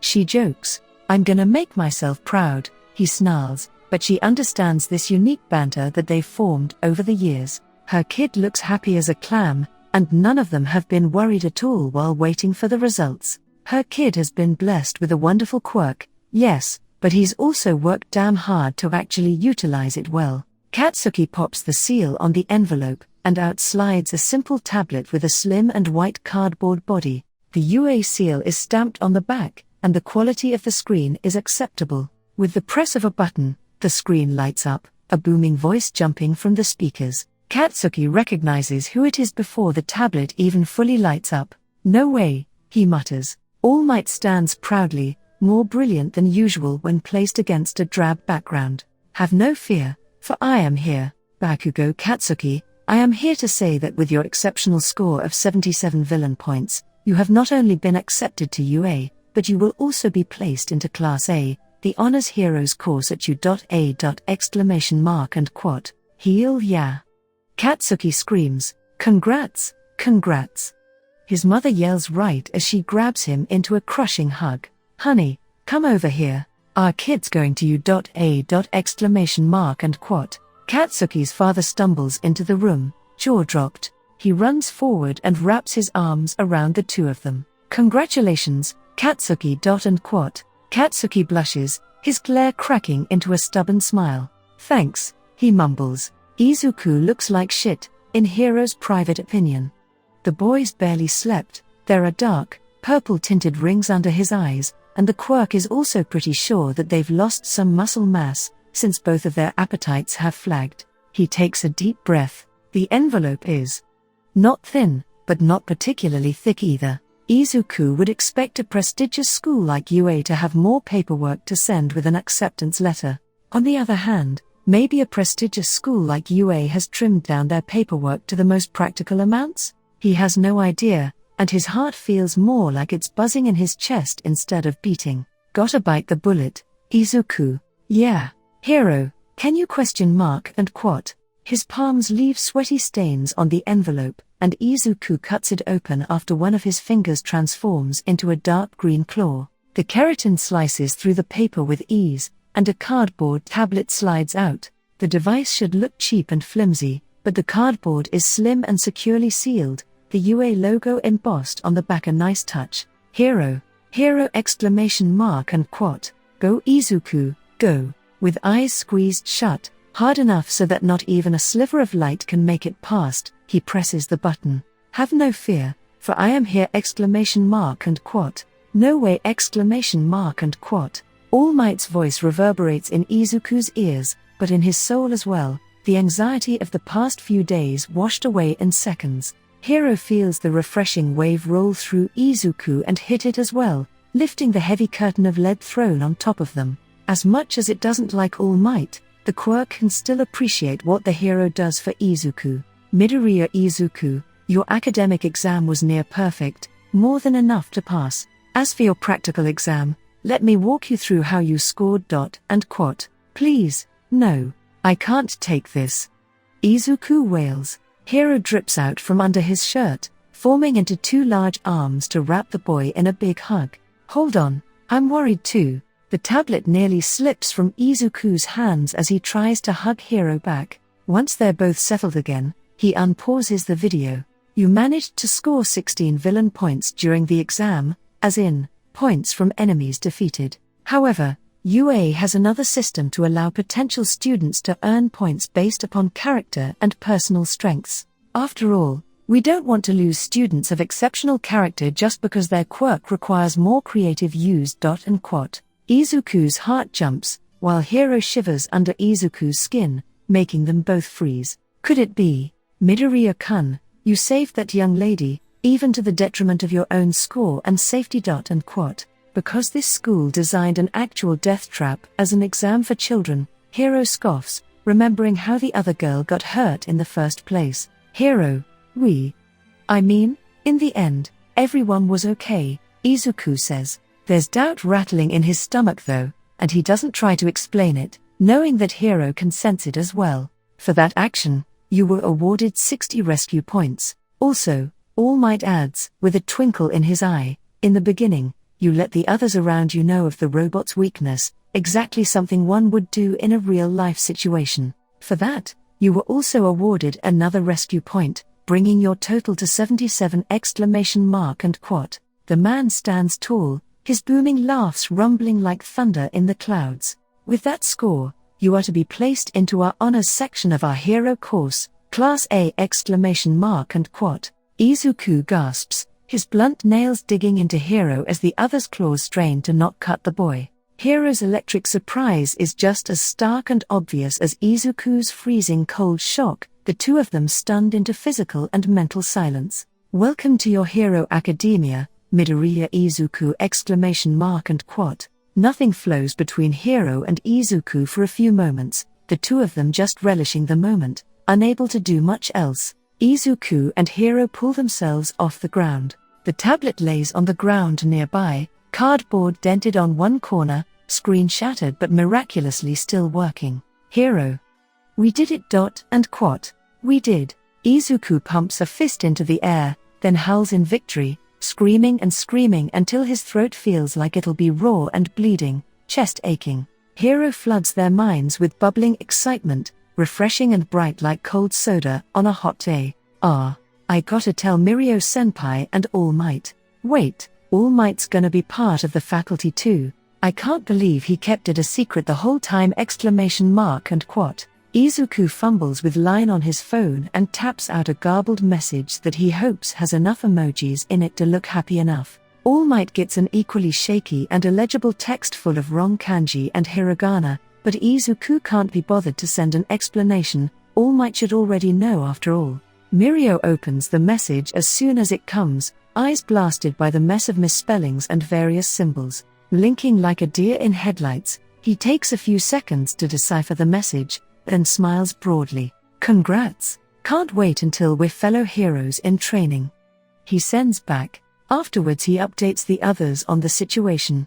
Flasher, guess what? The kid made it. We're gonna be getting a new kawaii. Corkscrew, can't wait. Corkscrew, he sounds adorable. Octo Squid, tell him I said congrats. Corkscrew, we should totally see if he's up for some celebration food. You can't hide him from us forever. Mirio. Octo Squid, I dunno, what if he's gonna be hanging out with his family? Flasher, if you guys wanna meet him I'm sure he wouldn't mind. I'll ask him. Flasher, I know you still want to meet him. Tamaki PFFFF. Octo Squid, what if he gets annoyed by us asking though? Flasher, Midoriya-kun is the nicest person I've ever met. Flasher, he won't care, trust me. Mirio switches to his conversation with Midoriya but doesn't send a message right away. Knowing how shy the boy can be sometimes, if he's too forceful, Midoriya might get scared off. He can count on Hiro to push Midoriya out of his comfort zone sometimes, but Hiro will always put the other boy first. Mirio, congratulations. What are your plans to celebrate? Gonna do anything with family? Midoriya, oh, my dad's overseas, and my mom is super busy where she works right now too. Midoriya, so Hiro and I are gonna cook a whole feast for ourselves. It's the perfect opportunity to ask Midoriya if he wants to join them, but it also doesn't feel right for Midoriya to just celebrate by himself after getting into the top hero high school in the country. Even if his family is busy, he should be living it up with friends, unless… No, there's no way. Midoriya is so nice and hardworking, why wouldn't you want to be friends with him? Those bandages on the boy's arms jump into his Mirio's head, seared into his vision and refusing to go away. They must have something to do with all of this, a piece of a bigger picture that Midoriya is folded within. But what can Mirio do right now? He sighs and types out a message. If this is all he can do right now, then he hopes it will help. Mirio, I have some friends at UA. Mirio, one of them wanted to know if you'd want to just celebrate a little with us as well. You can still celebrate with Hiro-kun, but just another thing with us. Izuku nearly tosses his phone across the room. Why? He gasps, staring at the message on his phone. I mean, sure we trained with Mirio-senpai, but why would his friends want to hang out with us? Do you think we made him angry cause we ignored him ? And quote. Mirio-senpai is really nice. Would he really do anything to hurt us? Also, do you think his friends are bad? Well, no. Mirio-senpai is a good person, plus I can't imagine any of his friends being like Kochen. So, do you want to give hanging out with some people a try? I can help you leave early if you want. It's been so long since Izuku has just had fun with anyone near his age. Ever since preschool, all the kids have avoided Izuku because of Kochen. What do people even do when they hang out? What do they talk about?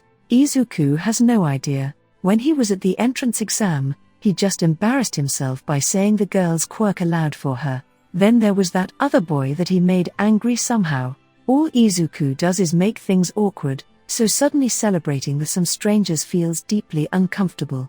On the other hand, he knows Mirio, knows the other boy maybe cares about him. He's not sure if they're friends, but Mirio is a bright and beaming person. He'll be able to keep the conversation flowing, especially if they're his friends. As long as Izuku keeps his mouth shut, nothing should go wrong. Heroes need to deal with the public on a daily basis, so he needs to start getting in more practice. A situation like this is too perfect to pass up. At least, that's what he tells himself.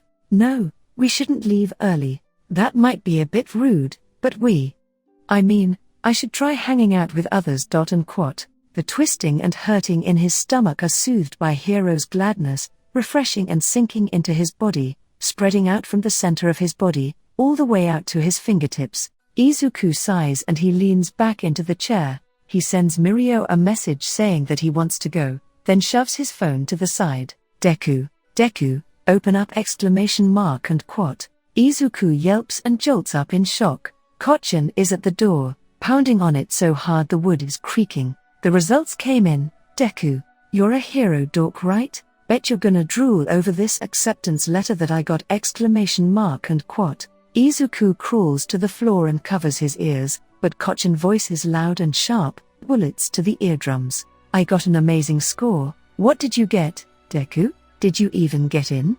And quote. This kid is the worst. Izuku, let's get out of here for now. Come on, hero. He's probably just excited. But why? Yeah, let's go grocery shopping while we're out. And quote. Good idea. We can figure out what we wanna do for our celebration. They look around for Izuku's things, and he makes sure to turn off all the lights before they hop out the window. Compared to the first time when they jumped off the roof of that building, this 2-story window is nothing. Izuku's even able to slide the window shut before landing in silence. Stuff for Katsudon, maybe dessert? Izuku smiles and adjusts the basket in his arm. Hero, you've never had a cake before, right? And quote. No, but I remember what my past hosts have about pastries. Then, let's buy a slice of cake or something at the end of this week! And quote. Hero's happiness washes over Izuku, and he stifles a laugh in response. In the snack aisle, they're once again both stumped. The brunt of their training is over now, but it's still crucial that Izuku focus on building muscle. This is for their celebration dinner later, so maybe it's okay? After all, everything in moderation. What about the cake though? Moderation. Hiro mumbles, but Izuku can feel himself drooling via proxy at the thought of all the different snacks. Fine, Izuku acquiesces. He smiles and starts putting some of the snacks Hiro's craving. The Quirk is gushing about one flavor here, mentioning the memories of past hosts as it does. A thread of pain runs through Izuku's chest, but he ignores it. Can Hiro see his memories? Does the Quirk choose not to since he's Hiro's first conscious and consenting host? Hiro has so many good memories from its other hosts, but all Izuku has done is expose the other to more pain. He tiptoes to grab a snack that's too high on a shelf when another hand picks it up for him. Thank you! And quote. Eraserhead stands over him, dropping the snack into Izuku's basket. The kid looks wrung dry, with shadows under his eyes. His grip over the basket of groceries keeps twitching, as if just the act of holding it is getting to be too much. The kid glances up at Shouter, then back down towards the floor. Awkward. You're part of UA faculty. Right, sir. I got in, so is something like this okay? And quote. He expected Midoriya to be a bit more boisterous about getting into one of the top hero schools in the country, but instead he's tired and muted. What I do on my time off is my own business, and unaffiliated with UA, especially since I'm out of costume right now, and not working as a hero either. And quote. Oh, that makes sense, I guess, especially because you're more under R. Wait, how does that apply to social media though? All Might will be working as faculty, and I'm assuming a lot of students follow his public accounts. Well, those are jointly run by other people and involve branding, so maybe that doesn't count? Conflict of interest can still be argued though, so maybe it's better safe than sorry to just keep students off. Hero identities and civilian identities are treated as separate entities, legally at least. Ethically, can that still be applied to interactions? I'm so sorry! And quote. Midoriya huddles in, taking a defensive, but unassuming pose. Shouter feels no need to hurt or berate Midoriya, but it feels uncomfortable, being treated as a threat. Those are really interesting point to keep in mind.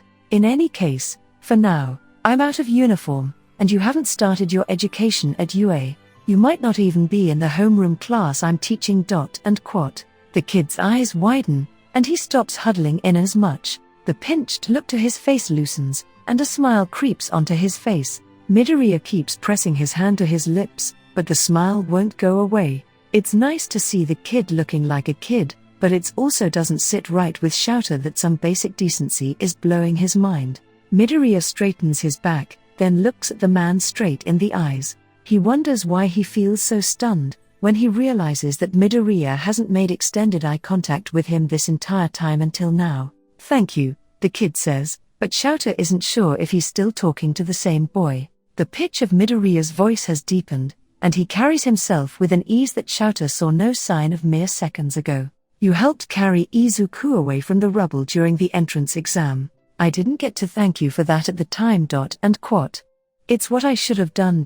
And quote. But you didn't need to. And quote. How many times has this child been let down by society, that he thinks being left crawling on ground is something normal, is something that's acceptable? Why does he even want to become a hero in a world that so obviously let him down? Thank you for talking with me. Midoriya pipes up again, but his voice has dipped back into that small and careful place. I'll see you at U.A. And quote. He scurries off, leaving Shouter glad, but also with unease tingling in his fingertips. The kid hasn't been treated right, and he's fully aware that once Midoriya ends up in Class A, under his responsibility, he can't play favorites. On the other hand, as a teacher, it's his job to give his students with the resources they need and find providers for what he can't. If all Midoriya needs is a trustworthy adult, then he's fully prepared to be that for the kid. Still, it doesn't take an idiot to see those scars and Midoriya's uncharacteristic fear to suspect more. In the future, he needs to keep a careful eye on the who he suspects will be the problem child of Class 1A. Izuku takes a deep breath as he leaves the train station. I'm sure they're all nice people, Hiro tells him, but the adrenaline coursing through their systems just leaves the Quirk writhing inside Izuku, with an urge to gnaw on something. I mean, I know you're right, Hiro, Izuku mumbles into his headphones, but I don't want to make Mirio-senpai angry. I mean, what if I'm boring to his friends ? And quat. Hiro sighs, and Izuku can feel the Quirk rattling in his chest. Or maybe that's just his own heart? The past hosts that Hiro had, there were people dear to them. The mother with her precious daughter, the dropout with a best friend that never left him alone. How does the Quirk explain that people are capable of love and care to the boy? Izuku. I had past hosts that hit hard times. They thought that they weren't worth being around. Their friends left them ? And quat. No, their friends stayed because they had hit hard times. Izuku mulls over what Hiro has just said, wondering just what kind of wonderful people those hosts used to know. He wonders how sad they must be now that Hiro's hosts are dead. There's never been anyone like that in Izuku's life. Hell, he's not even sure if Hiro thinks of him that way. Izuku would do anything for Hiro, and the Quirk is the first individual that the boy feels safe talking to. However, when you dissected all their interactions down to the bare bones, Hiro is stuck with Izuku. The Quirk can't run away from Izuku's problems even if it wants to. There's an inherent unfairness to their relationship, and Izuku is all too aware that he's indulging in the situation. The fact that there are people who act like Hiro of their own will, without being chained to anyone, they sound like such amazing friends to be treasured. Meeting someone like Mirio-senpai was already a miracle, but now Hiro is talking as if both of Mirio-senpai's friends are going to be just as nice and understanding as the upperclassmen. No one's that lucky, least of all Izuku.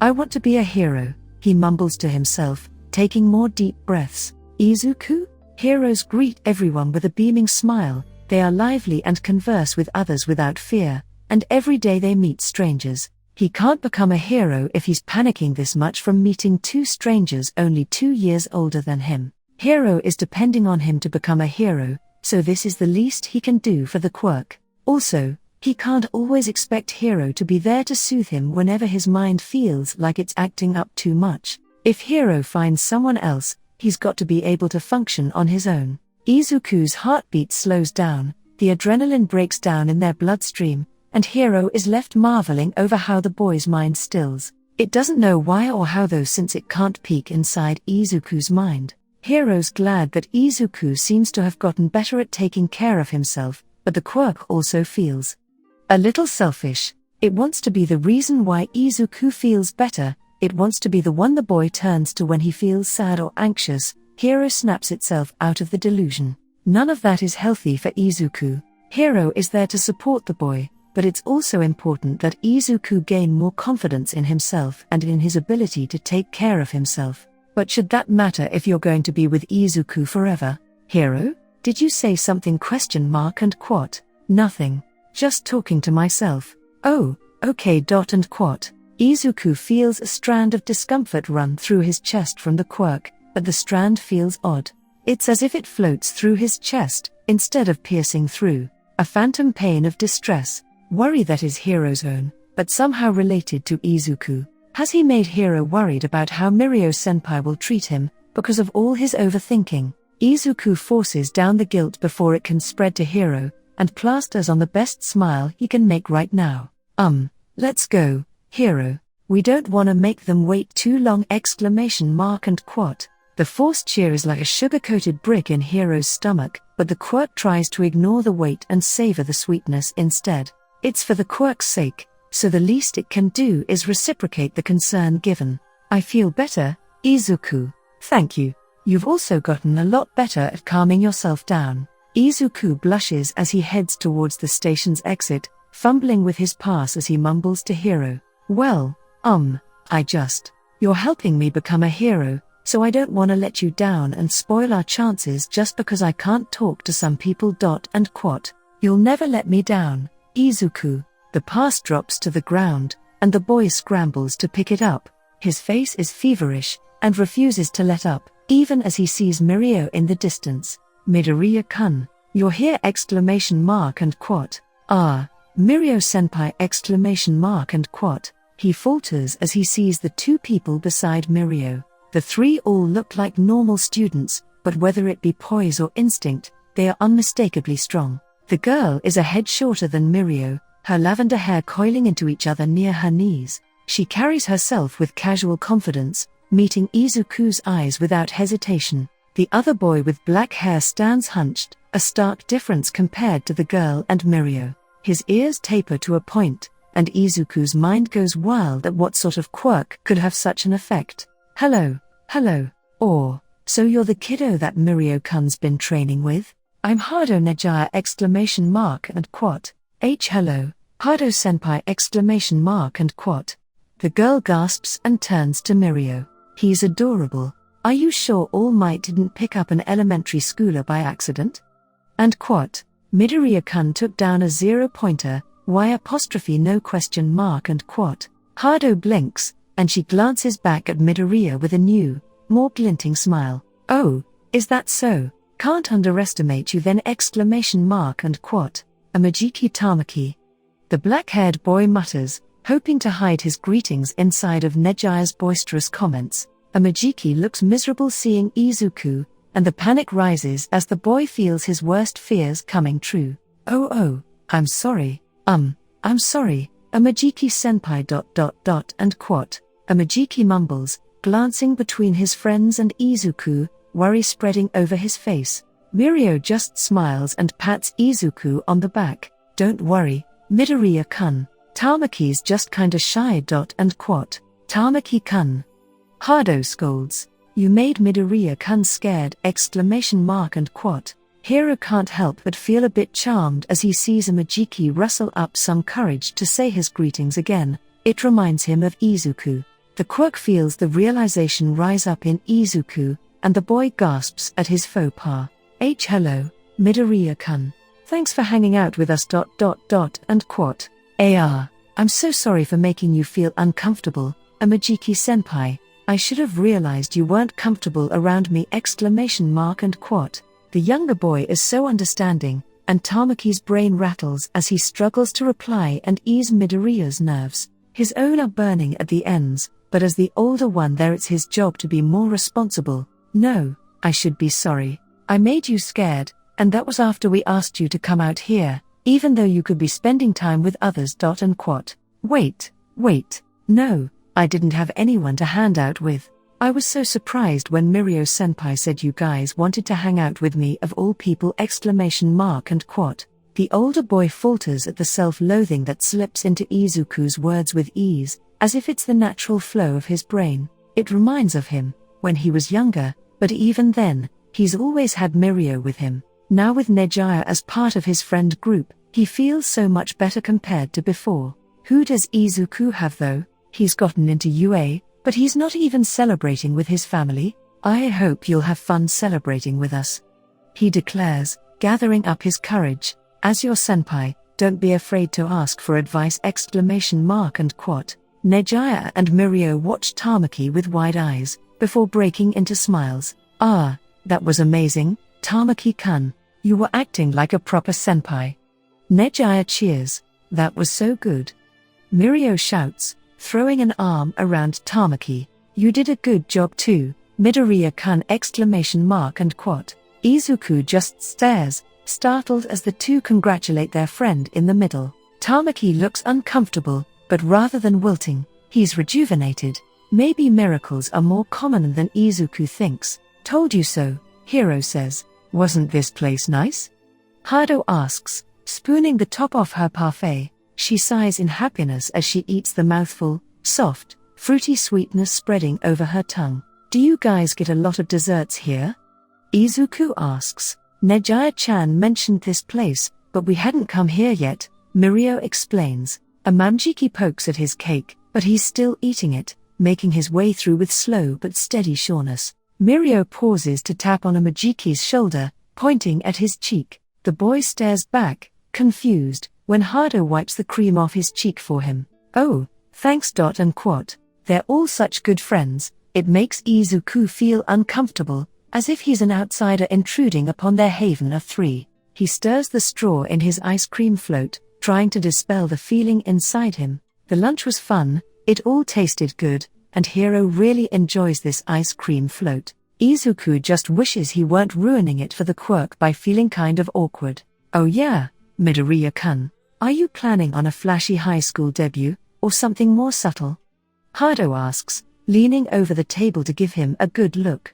Izuku blinks back, mouth opening and closing, but making no sound. He's never even considered the possibility of a so-called high school debut and what would be the point?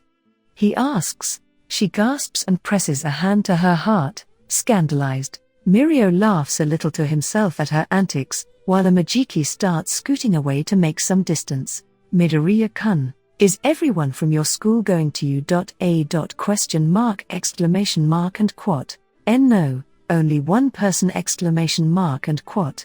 Then that's all the more reason to live it up for high school. I mean, look at this exclamation mark and quat. She pulls forward locks of gleaming, lavender hair. I went to this strict private school, and back there I had to always dye it black. Straighten it too exclamation mark and quat. Wait, but that's discriminatory. A lot of people have different hair because of their quirks. Midoriya says with a start. Hado shrugs, twisting her hair around her palm. You wouldn't believe how hard we argued because of just that. It was a private school though, so no luck. Once I got to UA, I stopped dyeing my hair and let it curl on its own. Mirio and Amamjiki are letting her do what she wants, and they don't stop her as she waggles a finger in Izuku's face. You're about to start a new chapter of your life in one of the most prestigious schools in Japan. Only one person from your old life is gonna be there, so why not become more of your real self? Nejaya watches with bated breath, hoping her spiel has reached the boy, but instead Midoriya's shoulders slump. He tries to smile at her. My real self isn't much, to be honest, and that one person is. They're very charismatic. I'm not really expecting high school to be that different from middle school. And quote. It's not the response she expected. Rather, it makes Nejaya suspicious of Izuku's current school. She hears Mirio shift near her, and a piece of her mind stirs, as she realizes her hunch might not be a hunch. Tamaki clears his throat. I might not be the best person to talk to about this, but Midoriya-kun. UA is different. There are so many different people, and they're all so nice too. Even if you don't feel like changing, sometimes you have to change a little to draw in good people. And quote. Izuku looks at the other boy, frowning, but also curious. Do you think that's what happened to you? Question mark and quote. Tamaki nods. My classmates were all super nice, and I got to meet Nejaya too, he says, a small smile on his face. Or, Amamjiki, you're gonna make me cry. Nejaya chirps, while Mirio ruffles his friend's hair. I kinda get that it's hard to be yourself sometimes though, Mirio says. Sometimes it's hard to know what even is the real you and Apos. It doesn't hurt to try though. And quote. Izuku nods, the restlessness in his heart calming down. That's right, as both a hero and as a student, he should try a little to meet new people. I'm not good at clothes or stuff like that. And quote. His voice catches in his throat. They're already doing so much, just letting him spend time with them like this. Asking for more feels like it'll be risking so much. Do you wanna help Izuku find new clothes? Hiro asks. Let's help Izuku make his high school debut! Exclamation mark and quote. Sure. Hado cheers. If you don't know where to start, all three of us have different styles, and even Tamaki knows how to put together an outfit! Exclamation mark and quote. Hiro-kun? Mirio mumbles to himself in shock. He didn't think the other personality would be so bold, but it looks like Hiro wanted to give Midoriya that extra push. Should we hit the thrift stores and markets near here then? Mirio asks, maybe a bit too loudly. He hopes that the other two haven't noticed Midoriya switching to third person. Yeah, Tamaki mumbles, and before Izuku knows it, Nejaya has shoved him into a changing room with an armful of clothes at the first shop she deems acceptable. You don't think they're too annoyed? Izuku whispers to Hiro. I think they're more excited to help you build your confidence. Confidence. That sounds nice. I hope I have some more of that in the future. And quote. And all we're doing is taking some steps right now. Yeah, you're right.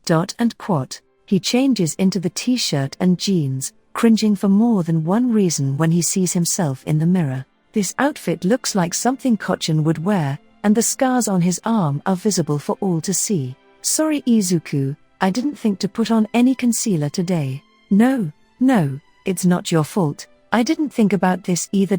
And quote. He peeks outside the curtain, where the other are patiently waiting after looking around for some things on their own. Listen, I'm fine. They don't hurt! And quote. Mirio's eyes widen, while Amajiki and Hado look more confused. Is there a plastic nib on the tag that's hurting? And quote. Nejaya-chan, Tamaki, don't ask any questions, Mirio says. His voice is so serious that the two immediately straighten up. We'll need to thank Mirio-senpai later. Yeah. And quote. He pushes away the curtain, trying to hug himself and cover up the scars as much as he can. Tamaki's eyes widen, and Mirio clenches his teeth, but Nejaya just blinks at the scars and moves on. How do the clothes feel? Comfy? Your style? And quote. They're comfortable, but definitely not my style, Izuku answers in relief. Bummer. Tamaki-kun, you're up! And quote. The clothes picked out by Amajiki are surprisingly flashy, and when Izuku emerges from the changing room, they all break into fits of giggling. The sequins sparkle as he shrugs off the shirt, still laughing with Hiro. Mirio's the last one up, and Izuku looks at himself in the mirror, twisting and turning to get different views of himself. The sweatshirt is lightweight, but compared to his usual hoodies the sleeves are longer, instead of riding up towards his elbows. There's a distinct lack of prints on it, opting for a simple, cozy design. He thinks to himself for a bit, then switches into the jeans Nejaya picked, pulling on the gloves Tamaki found.